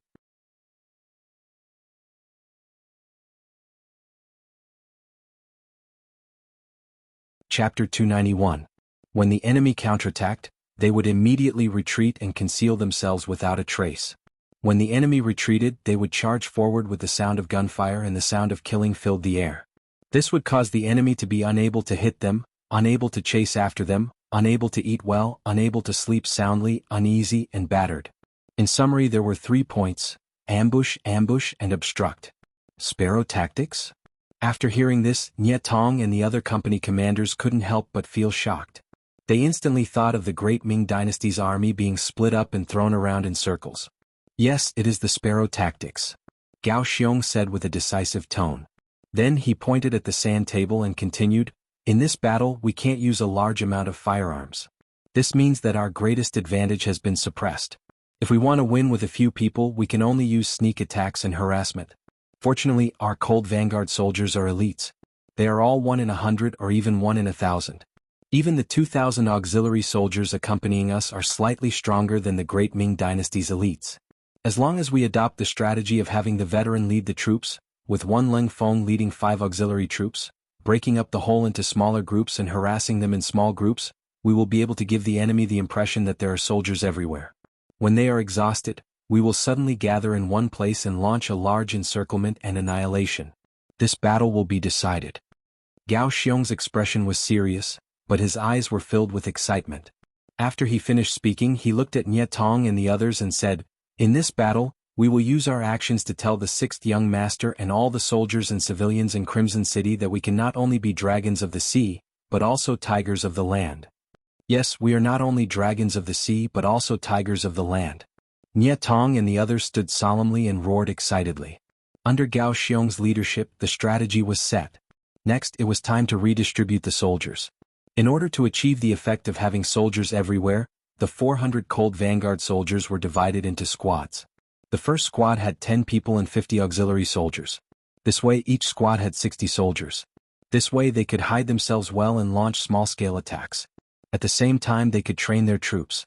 Presumably, after this battle, some of the auxiliary troops would have the opportunity to enter the cold front. There were exactly 4,000 people, divided into 40 small groups. After a day they disappeared from the Tianjin Guard, hiding in the vast sea of commoners. According to Gao Xiong, this time, not only did they want to attack the great Ming Dynasty's army, but they also wanted to abduct a large number of people. With the rapid development of Crimson City, it could be said that the city changed every day. If they wanted to maintain this speed, they needed a lot of manpower. Even the elderly and children could be used. Using the sparrow battle tactic, the soldiers infiltrated the commoners and encouraged them to bring more poor people to Crimson City. They would work hard and contribute to the development of the city and their beautiful future. The sparrow tactics began to be implemented. More than 2,000 cold fronts were like leaves blown by a strong wind, disappearing without a trace overnight. However, Commander-in-Chief Shi Heng, who was cautiously rushing to the Tianjin garrison, was unaware of all this. Not only that, but as Gao Xiong expected, the army was moving forward steadily. Originally, it was less than 300 kilometers away. Logically speaking, it would take at most 1.5 days for the army to reach this place. However, 2 days had already passed, and the army was still searching outside Langfang City. Shi Heng believed that if he were in Gao Xiong's shoes, he would definitely set up an ambush here. Therefore, as soon as they entered Langfang City, the army of 50,000 became extremely cautious and searched the villages one by one. They stayed here for 2 days and it turned out that they did not find any enemies here. Haha, it seems that the Japanese army is afraid. Very good. Order the army to speed up and enter the Tianjin Guard as soon as possible to eliminate these foreign races. The emperor is still waiting for our report of victory. Since they did not encounter any danger in Langfang City, Shi Heng's originally cautious heart became much bolder. He thought that the Japanese army was not familiar with the terrain and did not dare to come out to fight. Therefore, he became bolder and ordered the army to speed up and go straight to their destination, Tianjin Guard. However, as soon as they took a big step, accidents began to appear one after another. Originally, they were prepared to have a good night's rest and go straight to Tianjin Guard tomorrow. However, during the night of camping in the wild, the entire military camp was attacked from all directions. Fire crossbows were used to attack from afar, short bows were used to attack from close range. In just one night, more than 5,000 Ming soldiers lost their place to rest, and about 2,000 of them suffered different degrees of trauma. According to the final summary of the data, at least 7 or 8 strongholds were attacked. In other words, at least 7 or 8 enemy forces launched a sneak attack on them tonight. How can there be so many? How many people are there in the Japanese army? Looking at the summary of the battle report, Shi Heng's eyebrows had long been knitted together. Because of the darkness, the great Ming Dynasty's army couldn't clearly see how many enemies there were. They could only hear bursts of battle cries coming from all directions. The soldiers, who had already become timid because of their excessive caution, began to retreat when they heard the shouts. How could they have the time to see how many enemies there were and what kind of weapons they were holding? Without a specific battle report, Shi Heng could not make an accurate judgment, which also caused him to be unable to find a better solution to the surprise attack in front of him. The only thing he could do was to shrink the army and set up defenses carefully. However, this was a passive defense. Not only did it greatly delay the speed of the march, but it also shook the morale of the army. However, Shi Heng did not have a good solution for these elusive opponents. If he sent a large group of people out to encircle and suppress them, they would not be able to find them at all. It would only be a waste of manpower and resources. If he sent a small group of troops, they often did not return or returned with heavy injuries. A small group of people who were lucky came back and said that the enemy seemed to be everywhere and endless. After staying outside Langfang City for 2 full days, they had been attacked more than 60 times. That was to say, of the 40 small branches under Gao Xiong's command, every single one of them had attacked at least once. More than half of them had attacked at least twice. Under so many attacks, the result was that the Ming army lost nearly 10,000 people. Most of them were injured and not even 1/10 of them were killed. The battle losses were not small.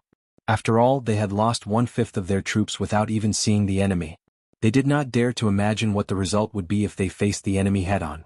Of course, this was because the Ming army was mostly new and had not been on the battlefield and had no experience.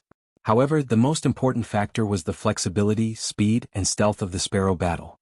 That feeling of being everywhere, yet unable to be touched or found was extremely annoying.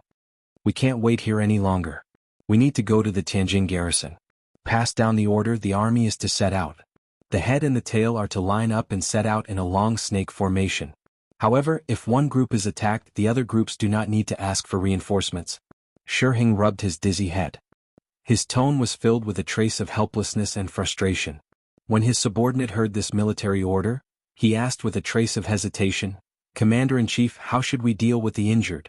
Many of them have leg injuries, and I'm afraid that they won't be able to follow the army for a while. They should all stay behind. At the same time, send out a 500-man squad to protect them and send them back to the capital," Shi Heng said, a resolute light in his eyes. This was how it was on the battlefield. Once one was injured and could not move freely, one would become a burden. People like this would naturally be abandoned. After the order was given, the army of 50,000 abandoned nearly 10,000 men and set out for the Tianjin garrison several dozen kilometers away. As Shi Heng's army was setting out, Battalion Commander Nye Tong led 20 squads to follow. Gao Xiong did not follow. Instead, he led the other squads to the 10,000-some wounded soldiers left behind. In Shi Heng's eyes, these wounded Ming soldiers were a burden, but in Lung Feng's eyes, they were treasures. If there was one thing that Crimson City lacked the most, it would be men in their prime. Furthermore, these injured soldiers who could not move freely for a while were highly sought after. In order to quickly subdue these injured Ming soldiers, Gao Xiong finally drew his sword. The elite Cold Vanguard soldiers were all equipped with super-strong combat abilities. The thousands of auxiliary soldiers who had also undergone strict training suddenly surrounded the Ming soldiers like phantoms. Even though they were outnumbered, a single wave of attacks was enough to subdue the 500-man escort. When the advanced firearms were taken out, the wounded Ming soldiers quickly gave in. One of the reasons for this was because they were afraid of firearms, but it was also because they yearned for mercenaries. Many of them had even thought of learning more about mercenaries and joining them. It was just that they did not have the opportunity to do so. Now that the opportunity had appeared, many of them were secretly delighted. They felt that this was an opportunity bestowed by the heavens. When some of the wounded tried to resist, their weapons were snatched away by the other Ming soldiers. According to these people, this was an opportunity that they could not even ask for. Since it had appeared, how could they reject it? The operation of subduing the wounded soldiers went extremely smoothly, out of Gao Xiong's expectations. At this moment, he finally knew that the 6th young master's work in the capital over the past year had not been in vain. While he was happy, he also cautiously gave the order that not a single Ming soldier could be allowed to leave the group. At the very least, the news of the mercenaries appearing here could not be spread. It seemed impossible for 1,000 people to gather nearly 10,000 wounded soldiers. However, with the help of the wounded soldiers of the Ming army who had a good impression of the mercenaries, the operation went unexpectedly smoothly.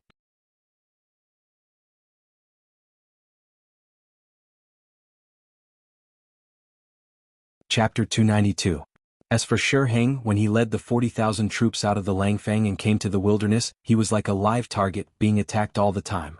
Short bows were used when they were close and long bows were used when they were far away. When he sent a limited number of cavalry to chase after them, the other party ran away faster than a rabbit. Heng's mouth was filled with blisters due to the tactic of, you walk, he disturbs, you stop, he hits, you chase after him. He was really furious, but he didn't have any better ideas. Originally, the army could have covered dozens of kilometers in half a day, but it took more than a day. It was not until the evening of the second day that they arrived at Tianjin Guard. As soon as he entered, the scene he saw made Heng feel like he had been played and cheated. There were still Ming soldiers standing guard at the gate of Tianjin Guard, and the people in the city walked as usual in an orderly manner. How was this even the slightest bit like he was being attacked and trying to rescue someone? Heng, who couldn't figure out what was going on, immediately sent someone to call the Baihu officer who was guarding the city.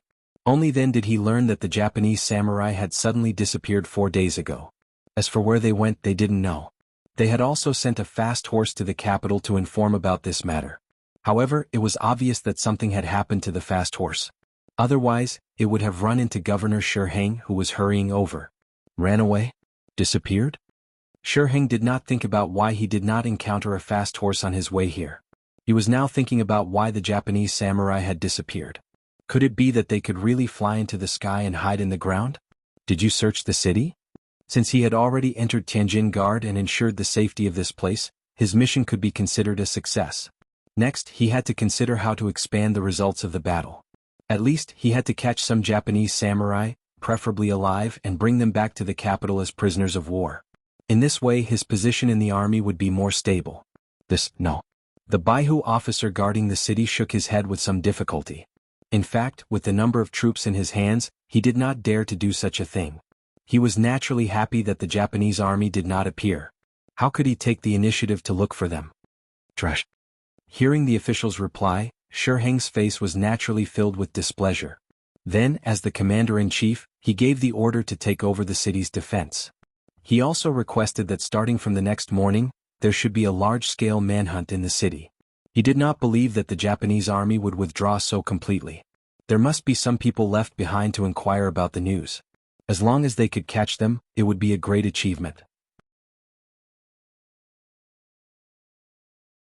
Because of Heng's arrival, the Tianjin Guard became even more chaotic. The people in the city who had just rested for a few days, found that the reinforcements of the great Ming Dynasty had rushed into the people's homes like tigers and wolves. They rushed into the shops on the streets, rushed into the mansions and rushed into the mansions. Speaking of which, these Ming soldiers had been suppressing a bellyful of anger. Along the way they were constantly ambushed. Now that they finally had a chance to vent their anger, how could they be courteous? Immediately they would not let go of any suspicious place in the city. Those who were wrongly arrested filled up the entire prison cell. This naturally caused the people's hearts to be in chaos. The elderly and children were bullied, women were bullied, and adult men were wrongly arrested as spies. It was not uncommon for them to be wrongly arrested. The atmosphere in the city was foul and chaotic. These Ming soldiers had just joined not long ago and had not undergone systematic training. Even in terms of military discipline, their self-discipline was extremely poor. Now, they could openly do some things that they did not dare to do before. It was like a competition to see who could snatch more women, who could bully people better, and who could extort more money. Most of them were sent to Commander-in-Chief Heng. As the general in charge of the army, his subordinates would naturally give him a lot of benefits.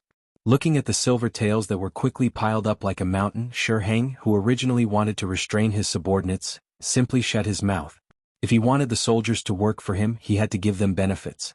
As long as they were obedient and obeyed his orders, he could just turn a blind eye to some small mistakes. After a large-scale search, they really did find something. Some of the Japanese descendants who originally lived here were captured and then treated as spies for the Japanese army. They were tortured, and in the end they would say whatever you wanted them to say. These real Japanese people who had gone into hiding when the Tianjin garrison was attacked by the so-called Japanese army became scapegoats at this moment. In the end, more than 300 people were captured, and their case files were pushed to Heng. With this harvest, Heng's expression finally improved. Thinking that the emperor was probably waiting for good news in the capital, he personally wrote a letter and wrote down his harvest. For example, on the way from the capital, he had fought dozens of battles with the Japanese army. In the end he had successfully killed more than 10,000 people and captured more than 300, but his own army had also lost more than 10,000 people. The written battle report, which could also be said to be a request for merit, was quickly sent to the capital by horse. He continued to abuse his power in the Tianjin garrison, waiting for the emperor's reward. Then he would find a suitable time to return to the capital as a meritorious official. Although the Japanese army had not been found, the silence of the past few days had given Shi Heng the idea that all the enemies had fled. Moreover, he was defending the city this time, so he was not afraid of a small group of enemy sneak attacks. Presumably there was no chance. These Japanese soldiers who had problems with food and shelter should have retreated to the sea. After all, they had come from afar, and without sufficient supplies, they could not stay in a foreign country for too long. In order to allow the Japanese troops to retreat, Shi Heng even intentionally ignored the defensive line at the port outside the city. He only sent less than 100 Ming soldiers there and ordered that once the Japanese troops appeared, they were not to fight them head-on, but to retreat. They only needed to watch from afar and report back what happened. On the second night after Shi Heng entered the Tianjin garrison, the Japanese army really did appear. It was impossible to hide their vast army, and they were discovered the moment they appeared. The 100 Ming soldiers were extremely obedient and quickly withdrew. They watched as more than 10,000 people entered the harbor and then left on ships that had appeared at some point. When Shi Heng learned that the Japanese army had retreated, he was naturally overjoyed. Although the process of this battle was difficult and complicated, so much so that he didn't really manage to eliminate the enemy once from the beginning to the end, the result was good. Their army retreated, and his mission could be considered completed. He could finally report to the emperor. Full of joy, Shi Heng immediately had someone write a report of the victory. He wanted to tell the emperor and the officials in the court the good news as soon as possible. At the same time, he wanted to take this opportunity to publicize his achievements and take advantage of the opportunity to obtain some benefits. In the Great Ming, the Loyalty Guild was not the only one who fought. Shi Heng could also do the same. Then he sent out soldiers to take the more than 300 real Japanese people who were stationed in the Great Ming Dynasty in prison wagons, and then 1,000 soldiers marched back to the capital. According to Shi Heng's intention, everywhere he went, he had to announce it with great fanfare, as if he was afraid that others would not know what he had done. The report of the victory was sent in advance. Without Gao Xiong stopping it, the road was smooth. In just one night, the news reached the capital. When Zhu Qiu, the emperor in the imperial palace, heard the news, he was naturally overjoyed and applauded. This time Shi Heng had defeated the Japanese army. The significance of this was not as simple as winning a battle. More importantly, through this battle, as the emperor, he had also gained a reputation for being able to recognize people and use them well. This greatly stabilized his position as the emperor, and it also greatly weakened the influence of the loyalty duke in the military and in the hearts of the people. If one day he stabilized everything, he would not have so many concerns when he wanted to take action against the meritorious officials. After the officials heard the news, they were both happy and sad. Naturally, those who were happy were those who supported the emperor and those who were on good terms with Shi Heng. It had been like this for generations. Only when the military was stabilized, other things could be done easily. Only then would they have the confidence to do things and be able to do better. There were not many officials who were sad, only a few. For example, the Minister of Rights, Hu Chang, the Left Assistant Minister, He Wenyuan, the Minister of Personnel, Wang Zhi, and the Left Assistant Minister of Justice, Su Yozhen. They were either openly or inwardly on Yang Qindong's side. Originally, they thought that the naval invasion of the Japanese army would not be so easy to solve. In the end, they would even need the loyalty duke to come forward. But now Shi Heng had been captured so easily. In this case, Yang Qindong's influence would be greatly weakened. Even when they wanted to take action against this person in the future, they would have fewer concerns. Yang Qindong did nothing. After defeating Wala, he handed over all his military power and stayed in the Yang family manor, teaching and educating people. He rarely came to the capital. But his influence in the military and in the hearts of the people had always been great. The name of the god of war was well known throughout Qianletong. It seemed that as long as he took action, there was nothing that could not be solved. Now that there was a substitute, it was no wonder that those who cared about him were so anxious. In contrast to the worries of others, Yang Qindong was much calmer. Even when he heard the news from Shi Heng, his expression remained the same. He stood in the room in the main hall and watched Hu Yen, Qiao Yin, Lady Xiang and seventh sister play mahjong. The immortal abode still had many programs to arrange. Lady Shui remained there and seventh sister Yang Duo took her place. Even if seventh sister did not come out as a substitute, there were still backup players. For example, Junko. Even though there were enough people, she still sat obediently to the side.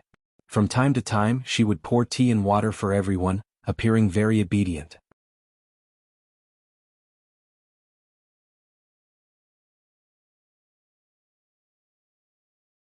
Chapter 293. Ever since Shiheng and the others came to the Yang village to ask for her and were rejected by Yang Qindong, Junko recognized one fact. In the following days, unless she could return to Japan safely, she must be protected by Yang Qindong. This fact immediately changed Junko's mentality. Her original idea of talking to him as an equal had long been thrown out of her mind. Now, she seemed to have become a sensible maid, giving people the feeling that she was very well behaved. Junko showed this obedient side of her very well. She often left her shadow in the places where Yang Qindong appeared most often. By doing so, not only could he please Yang Qindong, but he could also please the madams. During these days in the Yang village, Junko could see that there were not many people who could influence the East Marshal, but the wives seemed to be able to do it. Therefore she completely put down her pride and tried her best to please him. Junko was young and very beautiful. Yang Qindong seemed to take good care of her in the past. On this point, the first wife, Hu Yin, and the second wife, Qiao Yin, had already communicated with each other. Marrying Yang Qindong was tantamount to falling into a nest of happiness. This was not only reflected in the aspects of food and clothing, but also in the way of thinking. For example, after marrying Yang Qindong, she didn't have to be like other women who didn't go out of the house when they had nothing to do. Usually, she would just stay in her small courtyard and wait to take care of her husband and teach her children. This way of doing things, who knew how many talented women's aspirations had been destroyed because of it, eventually making them mediocre and ordinary. This might also be a kind of sorrow for women in a male-dominated society. They were destined to be men's accessories and dependents. Most of them looked like they didn't know how to live without their husbands. All of this, in Yang Qindong's eyes, was completely different. Even if you become Madame Yang, it won't stop you from doing other things. On the contrary, as long as one was willing, one could get 100% support in whatever one did. Even if one wanted to go out to play or spend money, no one would stop them and no one would say anything. There was also no supervision and questioning from the in-laws. In modern terms, this was the absolute liberal party. No one would say what one should or should not do after marriage. No one would interfere with one's freedom. No one would even ask when one wanted to have a child. Even now, this was what many women hoped for in their hearts. After all, people liked freedom. Wouldn't it be better to play and see more while one was still young? Speaking of children, none of the four wives had gotten pregnant so far. This was also deliberately done by Yang Qindong. Including Hu Yen, she was now less than 20 years old. She was definitely a young girl in today's society. Yang Qindong admitted that it was too early to have a child at such a young age. He remembered that he once accidentally read a book that said that the best age for women to give birth was 22 to 27 years old. Even if it was for the health of his wives, he decided to wait. Yang Qindong gave his wives enough freedom and care. In return, they would naturally think of their husbands. Take Junko's matter for example. After Hu Yen and Xiao Yin discussed it, they decided to help the two of them. They could see that there were feelings between the two of them. Of course, no woman was willing to share the man she liked with others. It was just that in the society at that time, it was normal for a man to have 3 wives and 4 concubines. Some even had many mistresses outside. Because of this, families were not harmonious. There were even many people who caused trouble for Xiao Chang. However, these did not seem to be a problem in Yang Qindong's eyes. Because he had enough ability to care for each of his wives. This ability did not only refer to financial resources and power, but also to his body. At night he was full of energy. Sometimes, Hu Yen and the other 3 women could not handle him. This might have something to do with his modern brain and ancient body. In this regard, sometimes Yang Qindong wondered if he had gone through something unknown that caused his body to mutate. Was that why he was so strong? Naturally. There was no man who did not want to be strong in this aspect. All in all, the result was good. Since Yang Qindong couldn't find the reason, he didn't probe any further. It was precisely because Yang Qindong was too perfect in all aspects that Hu Yen and Xiao Yin decided to pull Junko in as a sister after discussing it. It was just that there were some things that could not be said directly. Otherwise it would be easy to overreach. This was why they took things slowly. First, they allowed Junko to enter the main hall and watch them play mahjong. It was an opportunity to slowly integrate into the group. Junko was given this opportunity, so naturally she would cherish it. It was also after entering this place that she saw more deeply that Yang Qindong was different. His care for his wives and his seventh sister made him more tender in Junko's heart. Junko even had thoughts that being able to marry Yang Qindong was not a bad thing. It seemed that he was very good to his wives and did not have any intention of treating them differently. Several times she saw the second wife, Qiao Yin, and the first wife, Hu Yin, playing with each other. Just this scene alone was something that would never happen in the other great clans. It was because she slowly integrated that her impression of Yang Qindong became better and better. Junko believed that men should be like this. They should have an iron-blooded side, but they should also have a tender side. They should be decisive in doing things, but also have enough patience to get along with their loved ones. In these aspects, it seemed that Yang Qindong did very well and was impeccable. The mahjong game was still going on, but a few people were still thinking about it. At this moment, Tiger's Mane quietly came in and cast a look at Yang Qindong, indicating that there was news. Let's talk here, there are no outsiders. Yang Qindong saw that Tiger's Mane had finally appeared, and the corner of his mouth twitched slightly, revealing a smile that no one knew. Even his eyes, intentionally or unintentionally, swept over Junko, who was sitting there with a heavy heart. The young master asked him to talk, so it was not a shameful thing. After a little hesitation, Tiger's Mane bowed his head and respectfully said, "Young master, there is a battle report from the front. Commander Shi Heng led the army to defeat the Japanese army and has driven them back to the sea." A fruit plate full of melon seeds and peanuts suddenly fell to the ground. Needless to say, all of this was naturally Junko's masterpiece. As the princess of the Japanese imperial family, she was naturally more concerned about the situation in the front than other people. Now that she knew the truth, how could she not panic? The fruit plate that suddenly fell to the ground happened to be at Hu Yan's feet. Almost without hesitation, she bent down to help clean up. While cleaning up, she said to Yang Qindong, "Rokaru, you know that we are playing mahjong here, but you still want to ruin our fun. Let's talk about business in the study." "Madam's order, I have to obey." Yang Qindong smiled and joked and then strode away. From beginning to end, he did not look at Junko as if the gaffe just now did not happen. In the main hall, Junko was absent-mindedly cleaning up the mess on the ground. The comforting voices of Hu Yin and the other women sounded, and even the seventh sister, Yang Duo, said that the war was originally a man's business, and they did not need to worry so much. The women did not know Junko's identity, so it was not wrong to say so.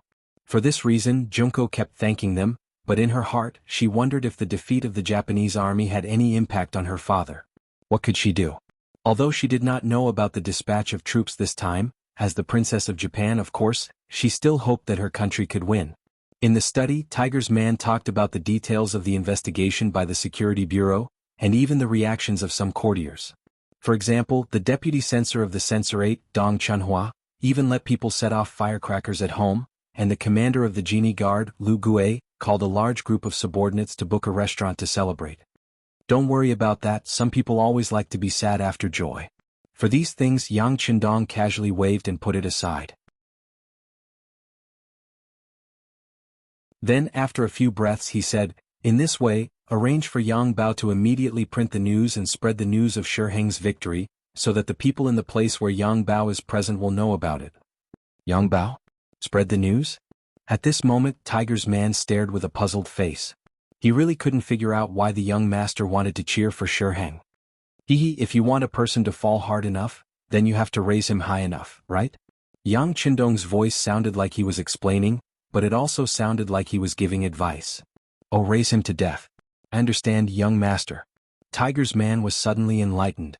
As one of the most trusted people of Yang Qindong, he knew that the ones who really left at sea were not Gao Xiong's main force, but more than 10,000 captured Ming Dynasty troops. In other words, Gao Xiong and the others hadn't left. They had just created an illusion. However, in the joy of victory, or perhaps it could be said that Shi Heng, who urgently needed a victory, and even Dai Zong and Zhu Qiu, who also needed a victory, seemed to have overlooked those wounded soldiers. Since the other side had exposed a flaw, Yang Qindong would not let it go and spread the news of the victory. If the final result was not like this, then the slap in the face would be loud enough. At that time, whether it was Shi Heng or Dai Zong, their expressions would be very interesting. More than 10,000 wounded soldiers suddenly disappeared. In the face of the news of the victory, people took the initiative to ignore it. But the truth was the truth, and it would not happen just because you did not want to see it. The Minister of War Ming hurried into the depths of the royal palace at the end of court the next day and saw Dai Zong and Zhu Qiu, whose face was still covered in joy.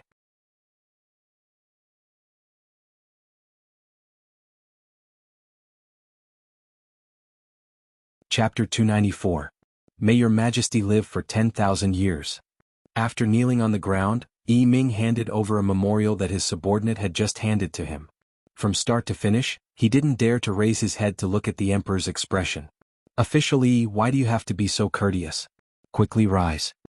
Zhu Qiu was in a good mood, so his attitude toward Ming was much more amiable than usual.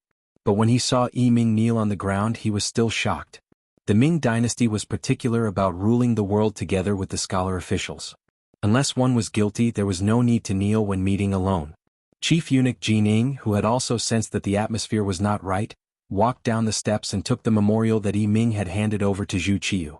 After receiving the memorial, Zhu Qiu's expression changed a little. I wonder what memorial this is to make official so anxious. As if to encourage himself, the memorial was opened. Then he saw the young emperor's expression change greatly. The memorial wrote that the 10,000 wounded soldiers of the Ming dynasty who should have returned to the capital the day before yesterday had suddenly disappeared. They had all been injured on their way from the capital to the Tianjin Guard. Originally, they had been ordered by Commander-in-Chief Shi Heng to return to the capital from outside Langfang City. But there had been no news of them even now. In order to confirm this news, the Ministry of War had already sent out 5 groups of scouts on fast horses to search, but there was still no news. They wrote a memorial and sent it to Ming. After Ming received this conclusion, he didn't dare to be negligent. He hurriedly entered the palace to see the emperor. At this time his head was very low. He knew very well what this meant, how terrible the situation was, and how serious his dereliction of duty was. How could he dare to raise his head to look into Zhu Qiu's eyes? Plop. The memorial flew down from the throne room and hit Ming's head. Then Zhu Qiu's roar rang out. What the hell is going on here? 10,000 wounded soldiers, even 10,000 pigs can't have no news, right? Give us an explanation. Zhu Qiu's temper had always been good, and he rarely lost his composure in front of his subjects. But now he had no choice but to get angry. If the memorial was true, then not only had the Japanese army not disappeared, it was even approaching the capital. In other words, a second battle to defend the capital was about to begin. Her head was extremely low as she cursed Shi Heng from head to toe in her heart. If it wasn't for this person's desire for grandiose achievements, the Ministry of War wouldn't have been so careless. Now, nearly 10,000 wounded soldiers had disappeared into thin air, and the blame had fallen entirely on the Ministry of War and on his head. Listening to the emperor's questions, Ming wanted to raise his head several times to say something, but in the end he didn't open his mouth. There was no way for him to explain such a thing. If he tried to explain himself, it would only make the emperor even angrier. Search. Send everyone out. You must find these wounded soldiers. In addition, inform the military office of the 5 cities to increase the defense of the capital's gates to prevent any accidents. Zhu Qiu closed his eyes as he spoke. He had a bad feeling. The so-called victory of Shi Heng might not be so real, and he might have been fooled. As if he had been pardoned, Ming repeatedly agreed and then crawled out of the hall. After he left the palace, the entire scout camp of the Ministry of War became busy. All the scouts who were still at home and those who could still move were sent out without exception. Not only the Ministry of War, but Ming also ordered Jining to ask the embroidered uniform guards and the Eastern faction guards to go out and search. These people were the best at finding clues from the smallest of clues. Immediately, the Ministry of War, the Eastern faction guards, and the embroidered uniform guards all began to work. With the cooperation of the 3 parties, they soon made a new discovery in the afternoon. In a low-lying area beside the official road from the capital to Langfang, hundreds of burned corpses of Ming soldiers were found. After confirming that they were Shi Heng's subordinates, they had escorted more than 300 Japanese prisoners of war back to the capital to be presented. Unexpectedly, a portion of them had died here. Needless to say, this was done by Yang Qindong's men. His goal this time was not only to create a tense atmosphere before the war, but also to stabilize his position and influence. At the same time, he wanted to use this opportunity to provoke a war between the Great Ming and Japan. Given the Great Ming's usual behavior and the influence of their belief in Confucianism, It was more difficult than ascending to the heavens to get them to take the initiative to go to war. Yang Qindong's ambition was to let all the Han people in the world stand at the peak of the world, to let all the Han people in the world receive the greatest respect and dignity. Naturally, Japan, which was very close to him, had long been included in his plans. However, he did not know how long it would take for the cold front to take shape and have enough people and a huge fighting force. Yang Qindong, who always had the mindset of seizing every minute, thought of this method. First, he would test the Japanese and see how strong they were. At the same time, he would weaken their strength and lay a solid foundation for his future conquest. In order to achieve this goal, a group of the 300 Japanese merchants and people in the Great Ming had to be released and let them return to Japan to spread the news. Naturally, these people would not be allowed to return to the Great Ming capital as prisoners of war. This was the reason for the Battle of Robbery. Originally, he wanted to win this battle without bloodshed. At most, he would let some of the Ming soldiers suffer some light injuries and temporarily lose the ability to fight. But to his surprise, the Ming soldiers in charge of escorting the prisoners were Shi Heng's personal guards. They had actually dared to resist with all their might. Left with no other choice, Gao Xiong decided to kill them and deal with these stubborn soldiers. In the face of modern firearms, these so-called elites and personal guards were no different from paper. After cleaning up the battlefield, Gao Xiong stuffed a bow and arrow into the bullet holes in his body. Still unwilling to give up, he lit a fire to destroy the corpses. After that, Gao Xiong ordered his men to send the Japanese people to the sea. He also told them that it was the mercenaries who helped them this time. Gao Xiong would not let go of this opportunity to express his goodwill. This way it would be much easier for him to accept Japanese warships in the future. Once the scene was discovered, the news quickly spread back to the capital. At this moment, because of Yang Bao, the ordinary people in the capital also knew that Commander-in-Chief Shi Heng had won a great victory. They were all excitedly discussing it, and their faces were filled with joy. Suddenly, the 12 gates of the capital were closed in advance, and it was announced that Japanese spies had entered the capital and needed to be rounded up. But there was no large-scale roundup. Instead, many great Ming soldiers appeared below the city walls, and the soldiers of the 5 cities' warden's office could be seen everywhere on the streets of the capital. The atmosphere in the capital suddenly became tense. This was all because of Zhu Qiu's imperial decree. After learning that the Japanese prisoners of war had really been taken away, Zhu Qiu, who had been worried ever since he became emperor, ordered the defense of the capital to be tightened. At the same time, he ordered horses to leave the city and informed Shi Heng that once the situation in the Tianjin garrison was stabilized, he should return to the capital to take charge of the situation. Shi Heng was the commander-in-chief of the army and was in charge of military affairs. He could be considered a veteran of the battlefield. Without him, Zhu Qiu truly could not rest easy. The horses galloped through the night and arrived at the Tianjin garrison early the next morning. At this time, Shi Heng's army was preparing breakfast, and it was not yet time to open fire. The commander-in-chief saw the messenger sent by the Bureau of Military Personnel. What? There are still remnants of the Japanese army? They might endanger the safety of the capital? Shi Heng had just put on a jacket and entered the main hall when he heard this shocking news. Yes, Venerable Commander-in-Chief. This is His Majesty's decree. The messenger nodded and took out an imperial decree from his bosom and respectfully presented it to Shi Heng. This was not an imperial decree, but it was a letter written by Zhu Qiu himself. On it was written that the capital was in danger and that the commander-in-chief should urgently return to the capital to take charge of the defense of the city. The urgency in the tone and sincerity in the words had already molded Shi Heng into a pillar of the country. As Shi Heng read this secret letter from one of the emperor's trusted aides, his heart trembled with excitement. This was the emperor's trust and reliance. He had made a few mistakes, but the emperor had not blamed him and had even spoken with such sincerity. How could he not do his utmost? Since this was the case, there was nothing more to say. He naturally had to return to the capital. As for the defense of the Tianjin garrison, let alone the fact that it seemed stable, even if it was still unstable, he couldn't care less. What could be more important than the emperor's trust? Right now, he wanted nothing more than to grow a pair of wings and fly back. In his urgent mood, Shi Heng ordered the army to quickly eat breakfast. An hour later, the army was to assemble. 2,000 men were to remain in the Tianjin garrison while the rest of the army was to return to the capital to rescue the emperor. Before breakfast was even ready, the order had already been given.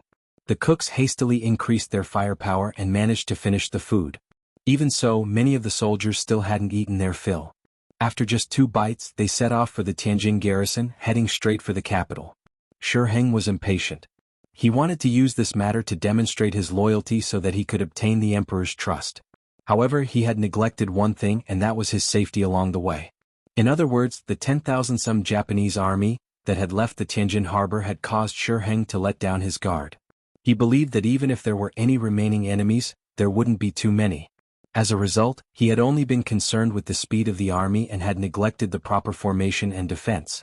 In order to show Zhu Qiyu his loyalty, Shi Heng had led his 3,000 cavalry ahead of the rest of the army, leaving them far behind as they headed straight for the capital. He was still thinking about how happy the emperor would be when he received the report of the battle early in the morning and was able to enter the capital in the afternoon. Everything he had done would have been worth it.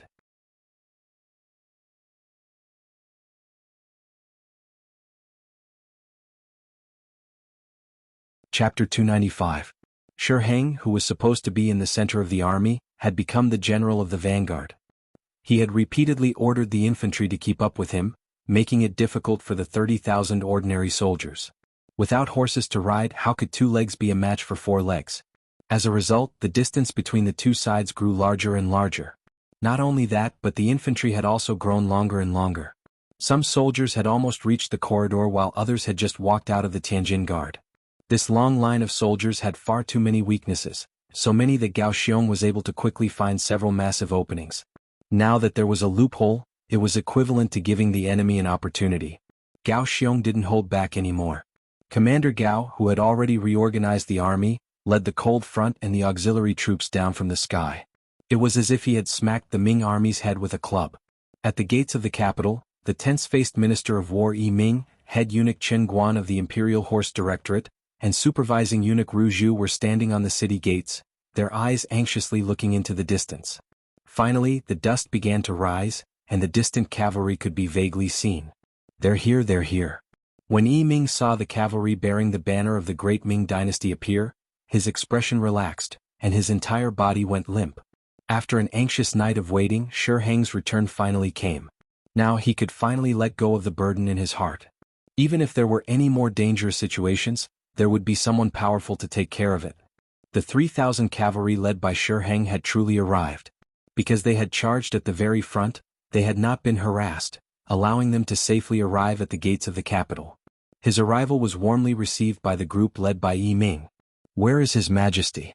What's the situation in the capital? Shi Heng anxiously asked Yi Ming and the others after dismounting from his horse. Yi Ming could naturally understand Shi Heng's impatience, so he put on an understanding expression and said, "Governor Shi, His Majesty is waiting for you in the palace. Come with me as quickly as possible." The Zhanghe Hall of the Imperial Palace. This was one of the 3 main halls of the Forbidden City and the smallest of the 3 halls of the outer court. It was located behind the Taihe Hall. The Zhanghe Hall was where the emperor rested and practiced etiquette before going to the Taihe Hall to hold the ceremony. This was the emperor's private place. Being able to receive Shi Heng here was enough to show how much he valued him. As soon as he entered the Hall of Harmony, Shi Heng dropped to his knees with a thud and shouted respectfully, "Long live the emperor! You may rise." Zhu Qiyu's face was full of joy. To be able to rush back so quickly from the Tianjin Guard, Shi Heng's loyalty was evident. With such a loyal minister and a good general as the emperor, he was able to comfort himself. "Thank you, Your Majesty." Shi Heng stood up. When he raised his head to look at Zhu Qiyu, his eyes were full of concern and self-blame. As if seeing the meaning in Shi Heng's eyes, Zhu Qiyu waved his hand and said, "It's fine. We are fine, the capital is fine, and the officials are fine. Now that you're back, everything is even better." Ah! A hearty and self-satisfied laughter resounded throughout the entire Hall of Harmony. Following this laughter, a series of hurried footsteps could be heard. Looking toward the sound, it was the head eunuch of the Imperial Horse Directorate, Chen Guan. As one of the heads of the eunuchs in charge of military affairs, there was rarely good news wherever Chen Guan appeared. With Chen Guan's appearance, the smile on Zhu Qiyu's face gradually disappeared. The bad feeling in his heart grew stronger. "Your Majesty, there's an urgent report from the front line." Yang Village. In the study of the inner village, Tiger's Mane delivered a report he had just received to Yang Qindong. After opening it, Dong Shuai's laughter rang out. "Not bad, not bad. In this battle, Gao Xiong captured more than 15,000 Ming soldiers. In total, this Shi Heng has already given us half of the captives. He really is the commander-in-chief of transportation. Tiger's Mane didn't understand what a commander-in-chief of transportation was, but he was clear on one thing. That was, the front line had won another battle. Immediately he said happily, "That's right. This time we've captured so many young soldiers. I'm sure the Cold Front's team will be expanded." Expansion is good. But we must pay attention to the quality of the soldiers. How about this? Send an order to Chichen City and let the instructors there pay attention to increasing the loyalty of the soldiers. Also, the Cold Front's assessment cannot be the slightest bit careless. It's better to have nothing than to have something substandard. The use of the phrase, "it's better to have nothing than to have something substandard," was enough to show the high standards and strict requirements that Yang Qindong had for the Cold Front. In Yang Qindong's heart, the Cold Front had always been the most elite. He wanted to use this army to conquer the world.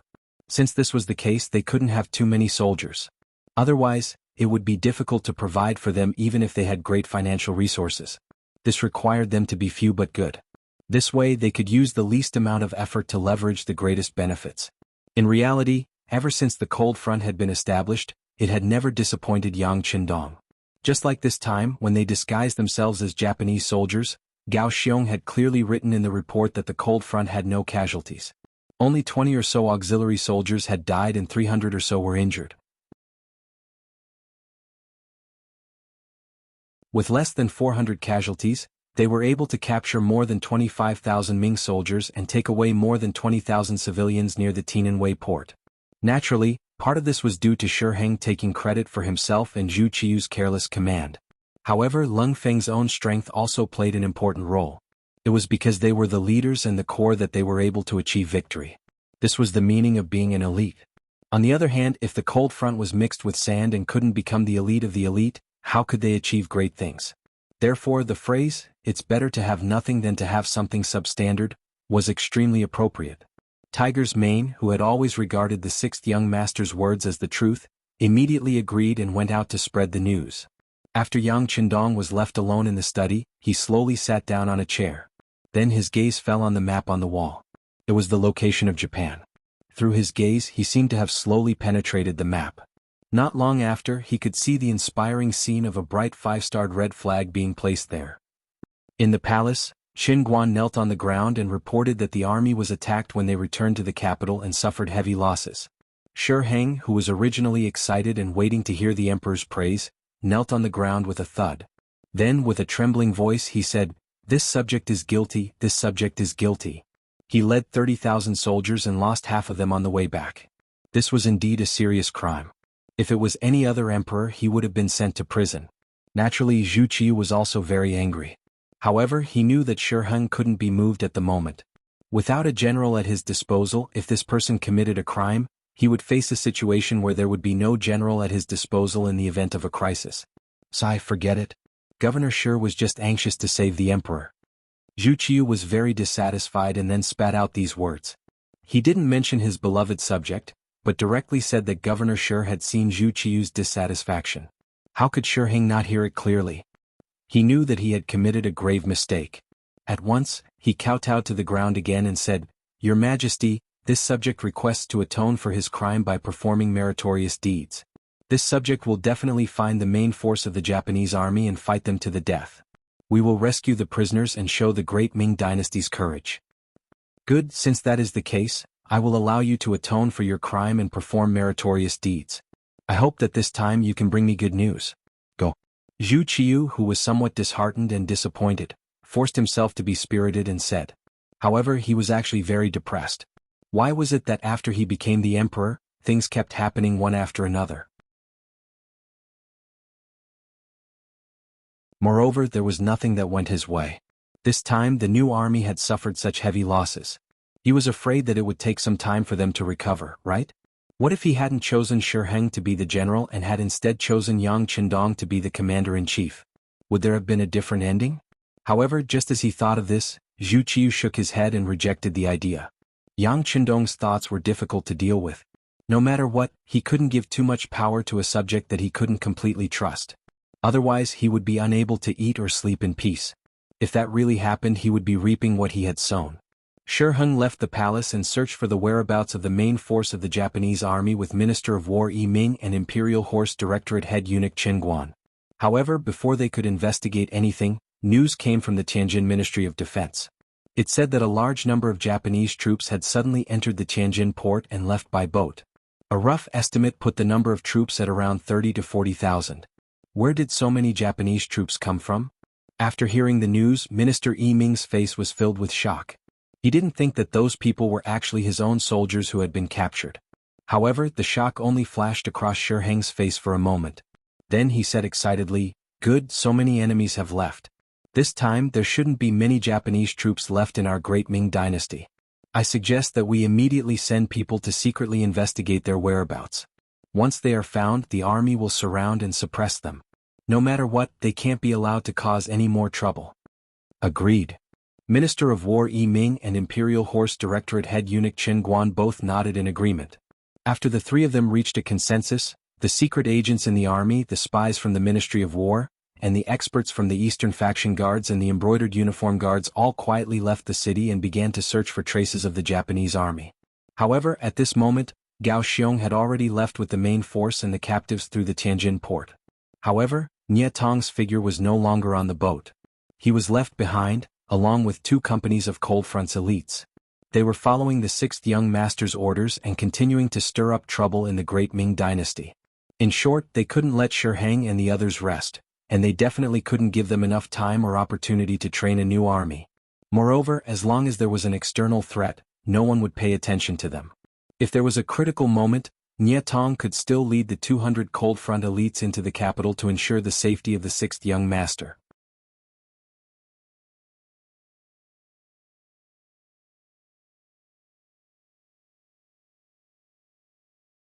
Chapter 296.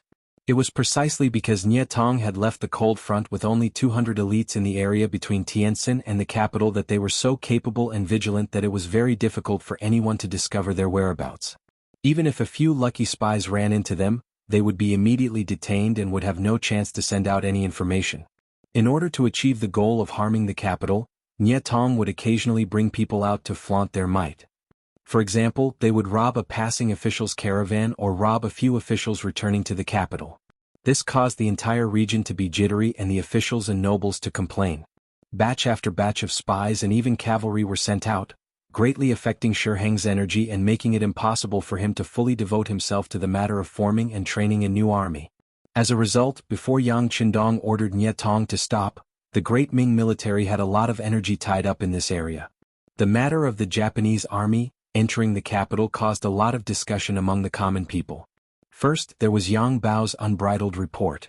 The news of the Great Ming Army's great victory was first spread out, but then there was the news of the Great Ming Army losing soldiers and generals. This clear contrast between before and after, the result of giving hope and then disappointing, caused the common people to curse. If there wasn't any good news from the start, the common people wouldn't have such a big opinion. After all, if there was no hope, there would naturally be no disappointment. But now, the incompetence of the army was vividly displayed, so it was no wonder that the common people would have opinions. And the direct result of this opinion was that there were fewer and fewer able-bodied men volunteering to join the army. As a result, there was a serious shortage of soldiers in the later period. The Ministry of War had no choice but to issue official documents and begin to actively recruit soldiers. Anyone who had a strong laborer in their family would be conscripted. This kind of forceful recruitment of able-bodied men naturally caused a lot of chaos. On the streets, one could see able-bodied men being forcibly taken away. For a moment, the entire capital was shrouded in dark clouds. Because of this matter, countless imperial censors wrote to impeach the Ministry of War, believing that their actions had affected the development and stability of society. The memorial was sent to Emperor Zhu Qiu's desk, leaving the young emperor somewhat helpless. Since he came to power, the Great Ming dynasty was no longer as strong as it used to be. After successive defeats, the hereditary military families were unable to provide fresh blood in a short period of time. It was inevitable that ordinary people would be recruited into the army.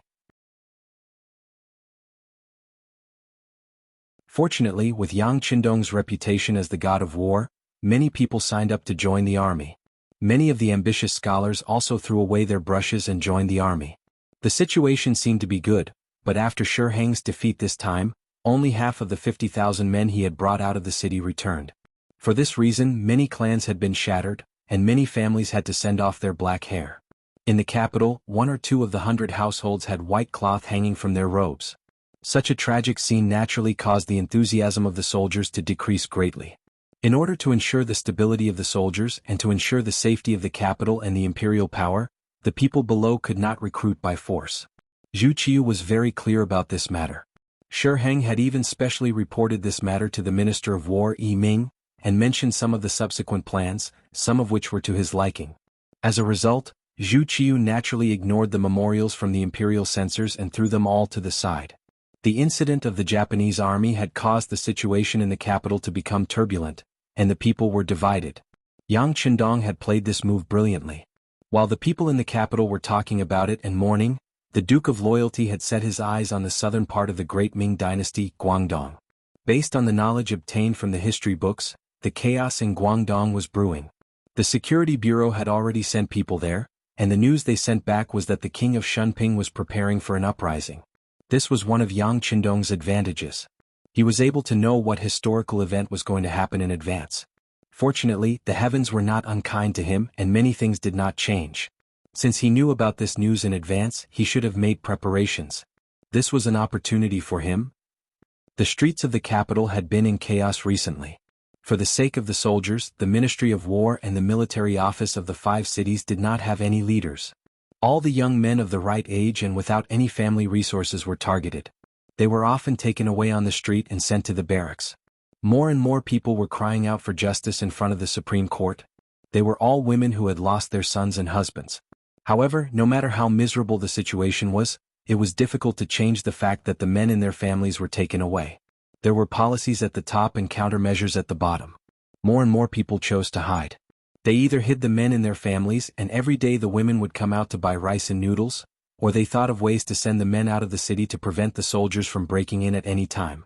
In this way, it also helped some influential people with power and background. There was a need for strong male servants to guard the courtyard, and there was a need for strong male servants to work in the business. In the past, these jobs that didn't pay much were usually done by people over the age of 30. But now they had all become popular goods. Even if the pay was very little, there would still be many people who would fill the gap. The Ming dynasty's corruption was evident from this. In the Great Ming Dynasty, there were always some people who had special privileges. For example, there were noble young masters who came from good families, or there were merchants who relied on powerful families and had good family resources, or there were scholars who passed the county-level examinations. Often these people were either rich or famous, and the soldiers were not willing to offend them. It was precisely because of their status that they naturally became a privileged class. This conscription event had also allowed them to obtain countless benefits. Soon there was even a special business which was to escort those strong men out of the capital. As a reward, each person received a huge sum of money. It was not that some ordinary families with no money or power did not give them a chance. They would send the men out and sell the women. After signing a contract of 5 or 10 years, they would be able to ensure that the men in the family could safely leave the city. In this background where men were superior to women, men were like the heavens. It seemed that as long as they existed, the family would still exist, and it would be filled with hope. As a result, more and more women sold themselves. There were even some who directly sold their daughters, regardless of how naive they were. They should have been at a carefree age. This chaotic scene made the lives of the people of the capital extremely cheap for a time. Even ordinary households who couldn't afford to buy a servant girl could buy 1 or 2 at a low price, so that they could enjoy being the master of the household and take on the airs of a master. Outside the Yang family manor, a carriage drove back, followed by a squad of mercenaries wearing camouflage uniforms. But compared to before, there were a few girls who were only 12 or 13 years old or younger in the group. They all had tears in their eyes, and their faces were full of grievances and reluctance, as if they had just experienced some hardships. Even their eyes were less lively and more lethargic. "Hello, Madame Shui." Lung Feng, who was guarding the outer courtyard of the Yang family manor, saw that the third madam had returned and hurriedly saluted. Then he looked curiously at the 6 or 7 little girls in the group, puzzled. Soon the carriage arrived at the inner courtyard. As soon as the carriage stopped, Xiao Yuxue, who was dressed in snow white, hurried out of the carriage and asked Lung Feng, who was guarding here, "Where are the first madam and the second madam?" "Third madam, they are watching fish in the backyard," Leng Feng replied in a respectful tone. As soon as he finished speaking, Madame Shui floated past him like a gust of wind. It seemed that she knew some kind of lightness skill that allowed her to fly on water. In the pond in the backyard, bright red koi fish were swimming at the bottom of the pond. Their every move could be seen through the clear water of the pond. When two koi fish met, they would make a small splash, which made Hu Yen and Xiao Yin, who were watching from the side, exclaim in joy. Spring was about to pass and summer was coming. The weather was gradually getting hotter. Yang Qindong ordered some people to catch some koi fish in the pond for the madams to enjoy. Unlike Madame Shui and Madame Xiang, Hu Yen and Xiao Yin had not found what they wanted to do until now. Usually they took turns to take care of the household. Occasionally Hu Yen would give lessons to the servants in the manor, teaching them how to read and write. After all, she was Hu Zhao's granddaughter, so she was quite knowledgeable. However, the manor was not very big and there were not many people. Even if she taught them something, it would not take too long. As for taking care of people, there were rules and everyone was very self-disciplined, so there was really nothing to teach them. As for career, it was not as if the two women had not discussed this issue. Second Madame Xiao Yin had also thought about it. Since childhood, she was used to following the sixth young master. As long as she could stay by his side, she did not have any other skills. Taking care of the young master's basic necessities of life was enough. Originally, Hu Yen also wanted to talk about the matter of taking care of the household. However, after a long time of contact, her relationship with Xiao Yin was very good. In addition, this woman never fought for anything, so as the first madam, she naturally could not talk about the matter of taking care of the household. Later, she thought about how she had read some sages' books, so she thought that if possible, she could go to the academy to help. It could be seen that although the Yang family's academy was not large, sixth young master was still very attentive. He even took the initiative to take on the responsibility of being the head of the mountain. Logically speaking, with Yang Qindong's current status, he could have invited a great scholar to take on this position, and it would have been better for the outside world. However, he did not do that, but took on the heavy responsibility, which showed how much importance he attached to it. For this matter, Hu Yen had also mentioned it to Yang Qindong. In this regard, the sixth young master naturally did not care about it. With his wealth, it was naturally not a problem to support the madams, but if they wanted to do something, he would certainly support them. People always had to have something to do. This was not to make a living but to pass the time.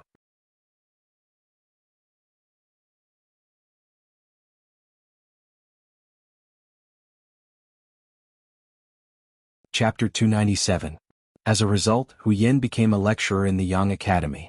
Every 7 days she would give a lecture on etiquette, which was one of her specialties. As the granddaughter of the current Minister of Rights, she had learned a thing or two about etiquette from a young age. Today there was no class, so the two girls invited each other to the garden to look at the fish. While they were enjoying the view, a white figure dashed into the courtyard.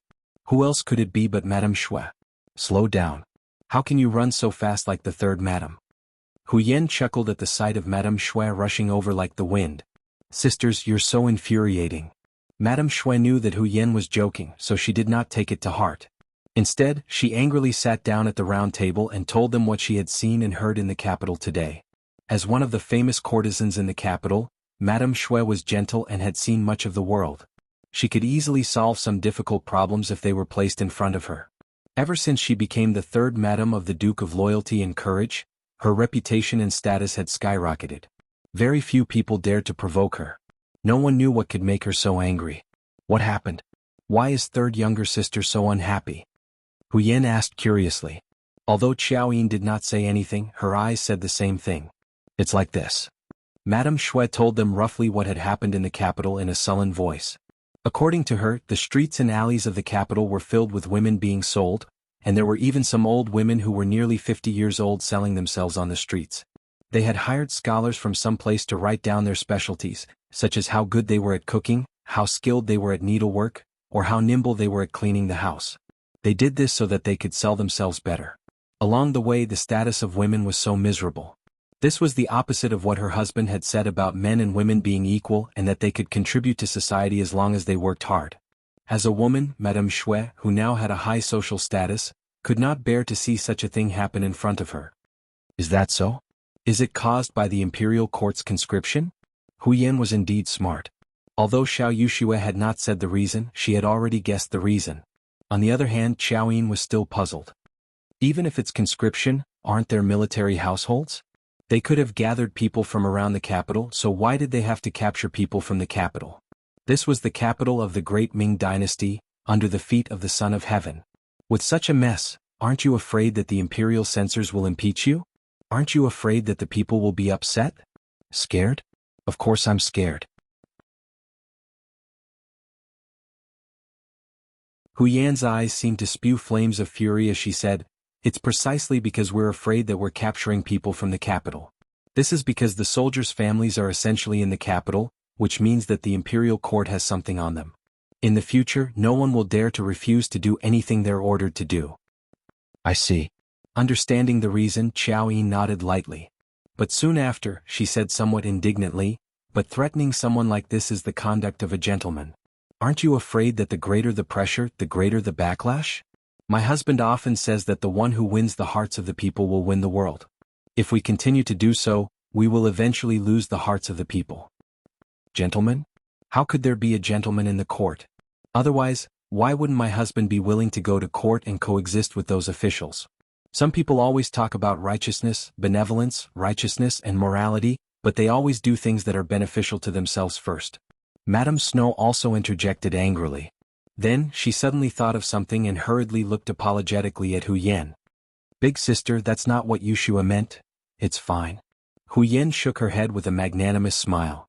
She knew that even her grandfather and father sometimes had to do things and say things that went against their will in the court. This was the result of the environment and could not be changed by a single person. As if Madame Shue's criticism of those officials had implicated first Madame Hu Yan, the atmosphere in the rear garden became rather awkward. Sensing this, Qiao Yin hurriedly interjected, "That's right. Since there are so many women selling themselves, have any of them been sold?" Of course. Now that they were on the topic of business, Madame Shui regained her earlier excitement and continued, "With so many people selling themselves, the price naturally became very low. Some of them were sold. But comparatively speaking, there are still many more who haven't been sold. I discussed it with fourth sister, Madame Xiang, and the immortal abode accepted 50, but it was still a drop in the bucket. On my way back to the manor, I couldn't help but accept 7 more women. I've already brought them to the manor. Please punish me for making such a decision without permission." Madame Shui sincerely expressed her apologies. This wasn't because of his status that she was afraid of. In fact, it was out of respect. "You've done well. There's no need to punish you. In my opinion, the number of people recruited is still too small. It should be more." After Hu Yan heard this, she didn't have the slightest intention of blaming him. On the contrary, she spoke with a supportive attitude. "That's right. Big sister and third sister are right. We should do more good deeds like this. Since we have the ability, we should save one more person. So be it." "Even if the young master finds out, he won't blame us." Qiao Yin nodded in agreement. She'd been with Yang Qindong the longest, so she naturally knew what could be done more, and what couldn't be done. Just as she said this, outside the back garden, Hu Yan's personal maid, Xiao Qing, hurriedly arrived. She first came to greet the 3 madams one by one, then said, "Seventh sister has returned, and with her, there are 10 girls around 10 years old. Each of them is very delicate and pitiful. It looks like seventh sister has also shown some kindness. Since that's the case, what are we waiting for? Let's hurry and save them." When Hu Yan heard that even Yang Duo had done this, how could they, who had been idle all this time, endure any longer? She immediately suggested this. "Okay." As the initiator, Madame Shui naturally raised her hands in agreement. However, second Madame Qiao Yin, who was used to listening to Yang Qindong, said hesitantly, "But the young master is still teaching in the academy. Shouldn't we inform him first?" Second sister also said that sixth brother is teaching. "How can we disturb him at will? It's better to do it first. I don't think he will blame us." Hu Yan shook her head. She didn't think it was troublesome. She was worried that Yang Qindong wouldn't allow it. After all, if they did it, they would save a lot of people. In that case, how should they deal with these people? Instead of worrying, it was better to do it first and take it one step at a time. Of course, she was also afraid that Yang Qindong wouldn't allow it. After all, this was a matter of the imperial court. She didn't know if there would be any adverse effects if she went to save people. As the legal wife, Hu Yan said so. The other sisters naturally couldn't say anything more. They ordered someone to get the silver, then went back to their room to change clothes. With the guards, they took the carriage and went straight to the capital. In the Yang Family Academy. Today, Yang Qindong taught everyone a physics experiment. A lot of experimental equipment had been prepared before. This brand new course gave everyone a refreshing feeling. Every student was full of interest, so much so that many people asked him all kinds of questions during lunch. He was so busy until the evening. When it was time to light the lamps, Yang Qindong dragged his slightly tired body back to the manor. As soon as he entered the manor, he saw all women. There were young women who were 3 or 4 years old, and there were even older women who were more than 50 years old. Of course, there were more women between the ages of 10 and 30. At a rough glance, there were at least 500 people, and this was only in the outer courtyard. It was not clear whether there were other places. What's going on? He tilted his head slightly and asked Beta Persei, who was following and protecting him. Beta Persei was tall and powerful, and his attacks were ruthless. Sometimes even Tiger's mane was on par with him. It was just that his martial arts were extraordinary, and when he spoke he wasn't very powerful. When he was asked by the 6th young master, he huffed for a long time and couldn't say anything. Call Tiger's mane over. Yang Qindong didn't get an answer from Beta Persei, so he thought of the nimble Tiger's mane. Tiger's mane was called away by the first madam. This time, Beta Persei's answer was straightforward. Oh. Yang Qindong lightly nodded. Tiger's mane was someone by his side, and usually he didn't listen to him. Usually, even if Hu Yin had something to do, he wouldn't be called. But now that he was being used, it was enough to prove that things must be too busy. Even so, Yang Qindong didn't ask any more questions and went straight to the inner courtyard. He wanted to see for himself what Hu Yin was doing. Also, where did these women come from? What were they going to do? In the inner courtyard of the Yang family manor, Hu Yin took a sip of tea, and after slightly quenching her thirst, she continued to speak to Tiger's mane. I'll leave the arrangements for these people to you. When my husband asks, I'll tell him. What are you talking about? Yang Qindong just walked in at this time and immediately asked in a loud voice. Young master. Hearing Yang Qindong's voice from behind, Tiger's mane quickly turned around and bowed respectfully. In response, Yang Qindong waved his sleeves and said, What's the hurry? This. Tiger's mane didn't know how to answer in front of Hu Yin, so he hesitated. However, the first Madame Hu Yin, second Madame Qiao Yin, third Madame Shui, and seventh Madame Yang Duo all stood up at the same time. Hu Yin took the lead to answer, 6th young master, I'm instructing Tiger's mane to settle the women I bought. Women you bought? Yang Qindong repeated with some confusion. Yes, the situation is like this. In the following time, Hu Yin roughly explained the situation in the capital. In the end, she mentioned that she, several sisters and 7th Madame Yang Duo couldn't bear it and bought 800 women.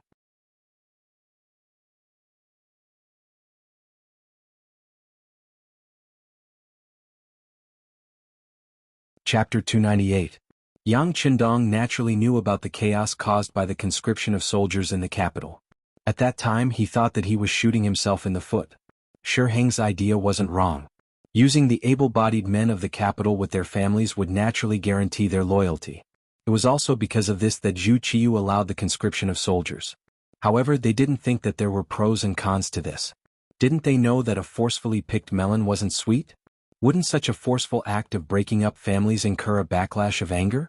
Besides, with the Great Ming's culture of emphasizing culture and suppressing military force, how much could the salary of the soldiers be? If the able-bodied men joined the army, did they consider how the women and their families would live? If the women lost their livelihood and starved, how could they serve their masters wholeheartedly? How could there not be chaos? This was clearly Shi Heng's short-sightedness, and he would eventually pay the price for it. However, he didn't expect that the women would sell themselves as slaves or maids. He also didn't expect that the madams would suddenly make a move. In just a day they had bought 800 men. Although this was only a drop in the ocean compared to the 50,000 able-bodied men that he wanted to capture, if his calculations were correct, this was only the beginning and far from the end. He hated Shi Heng's lack of foresight. Rather than thinking about how to increase the loyalty of these soldiers, it would be better to think about how to improve the treatment of these soldiers.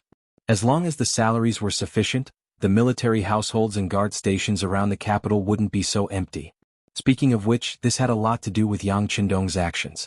If he hadn't changed history and saved Zhu Qizhen on the battlefield, the Great Ming Dynasty wouldn't have been divided into two. Even if those soldiers didn't want to do anything, they wouldn't know where to escape to. But now, Ingzong's substitute sect had two places to choose from, giving these military households another choice. The Security Bureau had already sent news that many of the soldiers in the north who had been recorded had gone to the south and sought refuge in Ingzong's land because of the unfair treatment. In that place they could be re-registered and acquitted, and they would even be treated better. In this way, Shiheng naturally felt that he had no soldiers to recruit, so he was forced to beat up these able-bodied men of the capital. It was recorded in history that during the Ming Dynasty, there were more than 1.5 million troops stationed there, and at the peak of development there were more than 2 million. From this, it could be seen that the military system was still very complete. This also made it so that the Great Ming Dynasty did not have to worry too much about military resources. But now, under the rule of one country and two emperors, the military could run around at any time without suffering any punishment, which led to all kinds of unexpected situations. This accident eventually implicated Yang Qindong, who had changed everything. When he looked at the 800 women in the manor, it would be a lie to say that he didn't have a headache. Of course, if these women appeared in Crimson City, there would be no problem in settling them down. Whether it was a garment factory, a paper factory, or a glass factory, they could all be easily arranged. And these people were simply not enough. But in the capital, in the Yang family manor, there were simply too many people. Hu Yan and the others were doing a good deed, so Yang Qindong could not refuse. After all, these were Han people. Even if the madams did not help, Yang Qindong would not leave them in the lurch. Then the problem now was, how should he settle them down? 800 mouths, and this was only the first day. This number might double tomorrow. As for what it would be like in the end, Yang Qindong did not dare to think about it. If these people all relied on him, even if he was rich and overbearing, he would still feel strained eventually. Of course, the most important reason was not to raise idle people, and not to let others develop the habit of eating and being lazy. This was the most important reason. Yang Qindong stood there and thought for a long time. Hu Yan saw that her husband's expression seemed to be a little uncertain, so she asked softly, "Lu Lang, did I do something wrong? It doesn't matter, I can save my own expenses." "No." Yang Qindong drew a long arc at the corner of his mouth and said with a smile, "How could Yener be wrong? This was originally a good deed. I was just thinking about how to settle them down and give them a way out." Hearing that Yang Qindong did not mean to be angry, Hu Yan's expression immediately became much brighter. "Yes, this is a good deed. Lu Lang doesn't know that if these women were sold to other families, they would probably suffer a lot. As long as they come to us, they will not be bullied. Also, Lu Lang is the best. He will definitely think of a good way to solve this problem." "Yes, Lu Lang will think of a way." Yang Qindong agreed with a smile. But the following night he had a headache. In the first half of the night he energetically cleaned up Hu Yan, Xiao Yin and Madame Shui. Perhaps they thought that it was a mistake to buy 800 women without asking for permission, so they worked extra hard that night. But in front of Yang Qindong they were still defeated. In the second half of the night, Yang Qindong returned to his study and sat there until daybreak. His body had always been in good condition, especially after coming back to this world. Sometimes, he even wondered if his body had undergone some sort of transformation. Even if he didn't sleep at all, he could still do what he was supposed to do the next day without feeling too tired. In the middle of the night, Yang Qindong finally came up with a few countermeasures. First, he could rely on himself. Give these women a certain amount of money and let them do what they liked, but they would have to pay a certain amount of money to the Yang clan every month. This was the art of teaching people how to fish. Second, he could hire them. He would have them become members of the Yang clan. Then he would have them work for him, arranging what they could do based on their strengths. After that, he would give them money every month. As for what they could do, for example, he could expand the immortal abode. He could open 2 branches in different parts of the capital. After all, there was only one immortal abode, and it would be inconvenient for people who lived too far away to have a meal. When the time was right, he could even arrange for them to open branches in other cities. This required a lot of manpower, and it was especially suitable for women. In addition, the Yang Clan Bank and the Heavens Beyond Trading Company also required a lot of cleaning, so he could arrange for some people to do the same. Third, he could transfer them to Crimson City. As he said before, Crimson City was growing by the day. It was precisely for this reason that the rapid development of the city had led to a shortage of manpower. The addition of these women would greatly alleviate this problem. Fourth, he could choose a few people to become his students. He could choose a few young and clever ones to enter the Yang Clan Academy to study. As the Yang Clan grew stronger and stronger, it would naturally require more and more professionals. While he still had some free time, he could teach a few more students. Even if he didn't have the time, he could have his students teach him. If he did well, these people would be loyal and useful, and they would be of great help to him in the future. With these 4 methods, it wouldn't be a problem to take care of the livelihoods of several thousand women. The only difference was that it would depend on what choice they would make.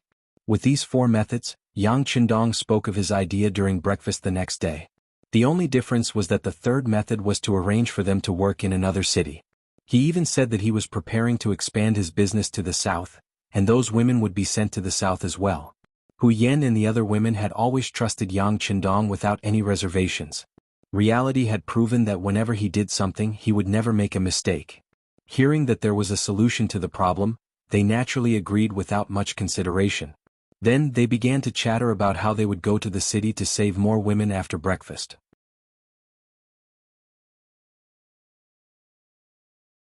In the capital, because of the matter of conscription, tens of thousands of able-bodied men were captured, and the direct result was that even more women were forced to sell their bodies.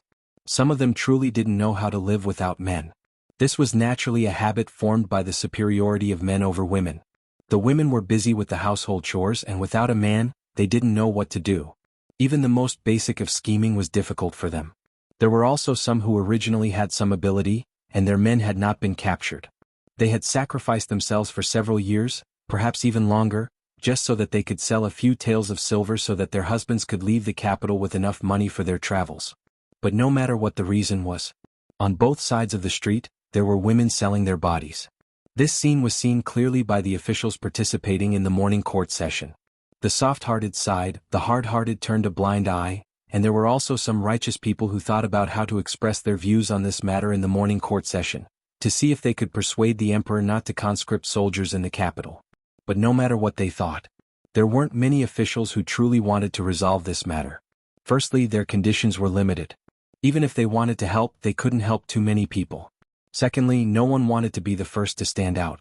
Many of their colleagues and officials didn't help. If you acted first, it would show that you were capable. This was the easiest way to make others feel annoyed, and it was very likely that you would be isolated and ostracized.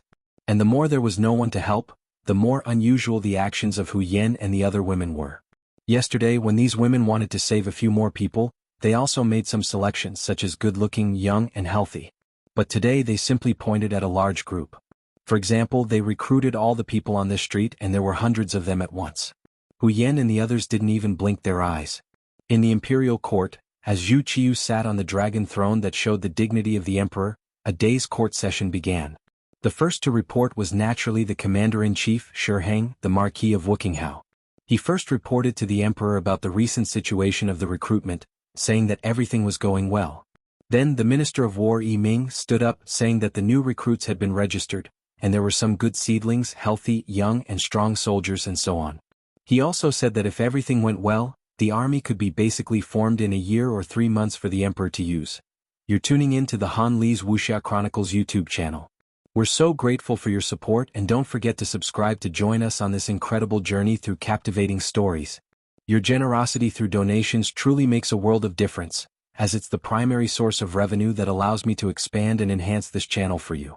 Thank you from the bottom of my heart for being a part of this adventure.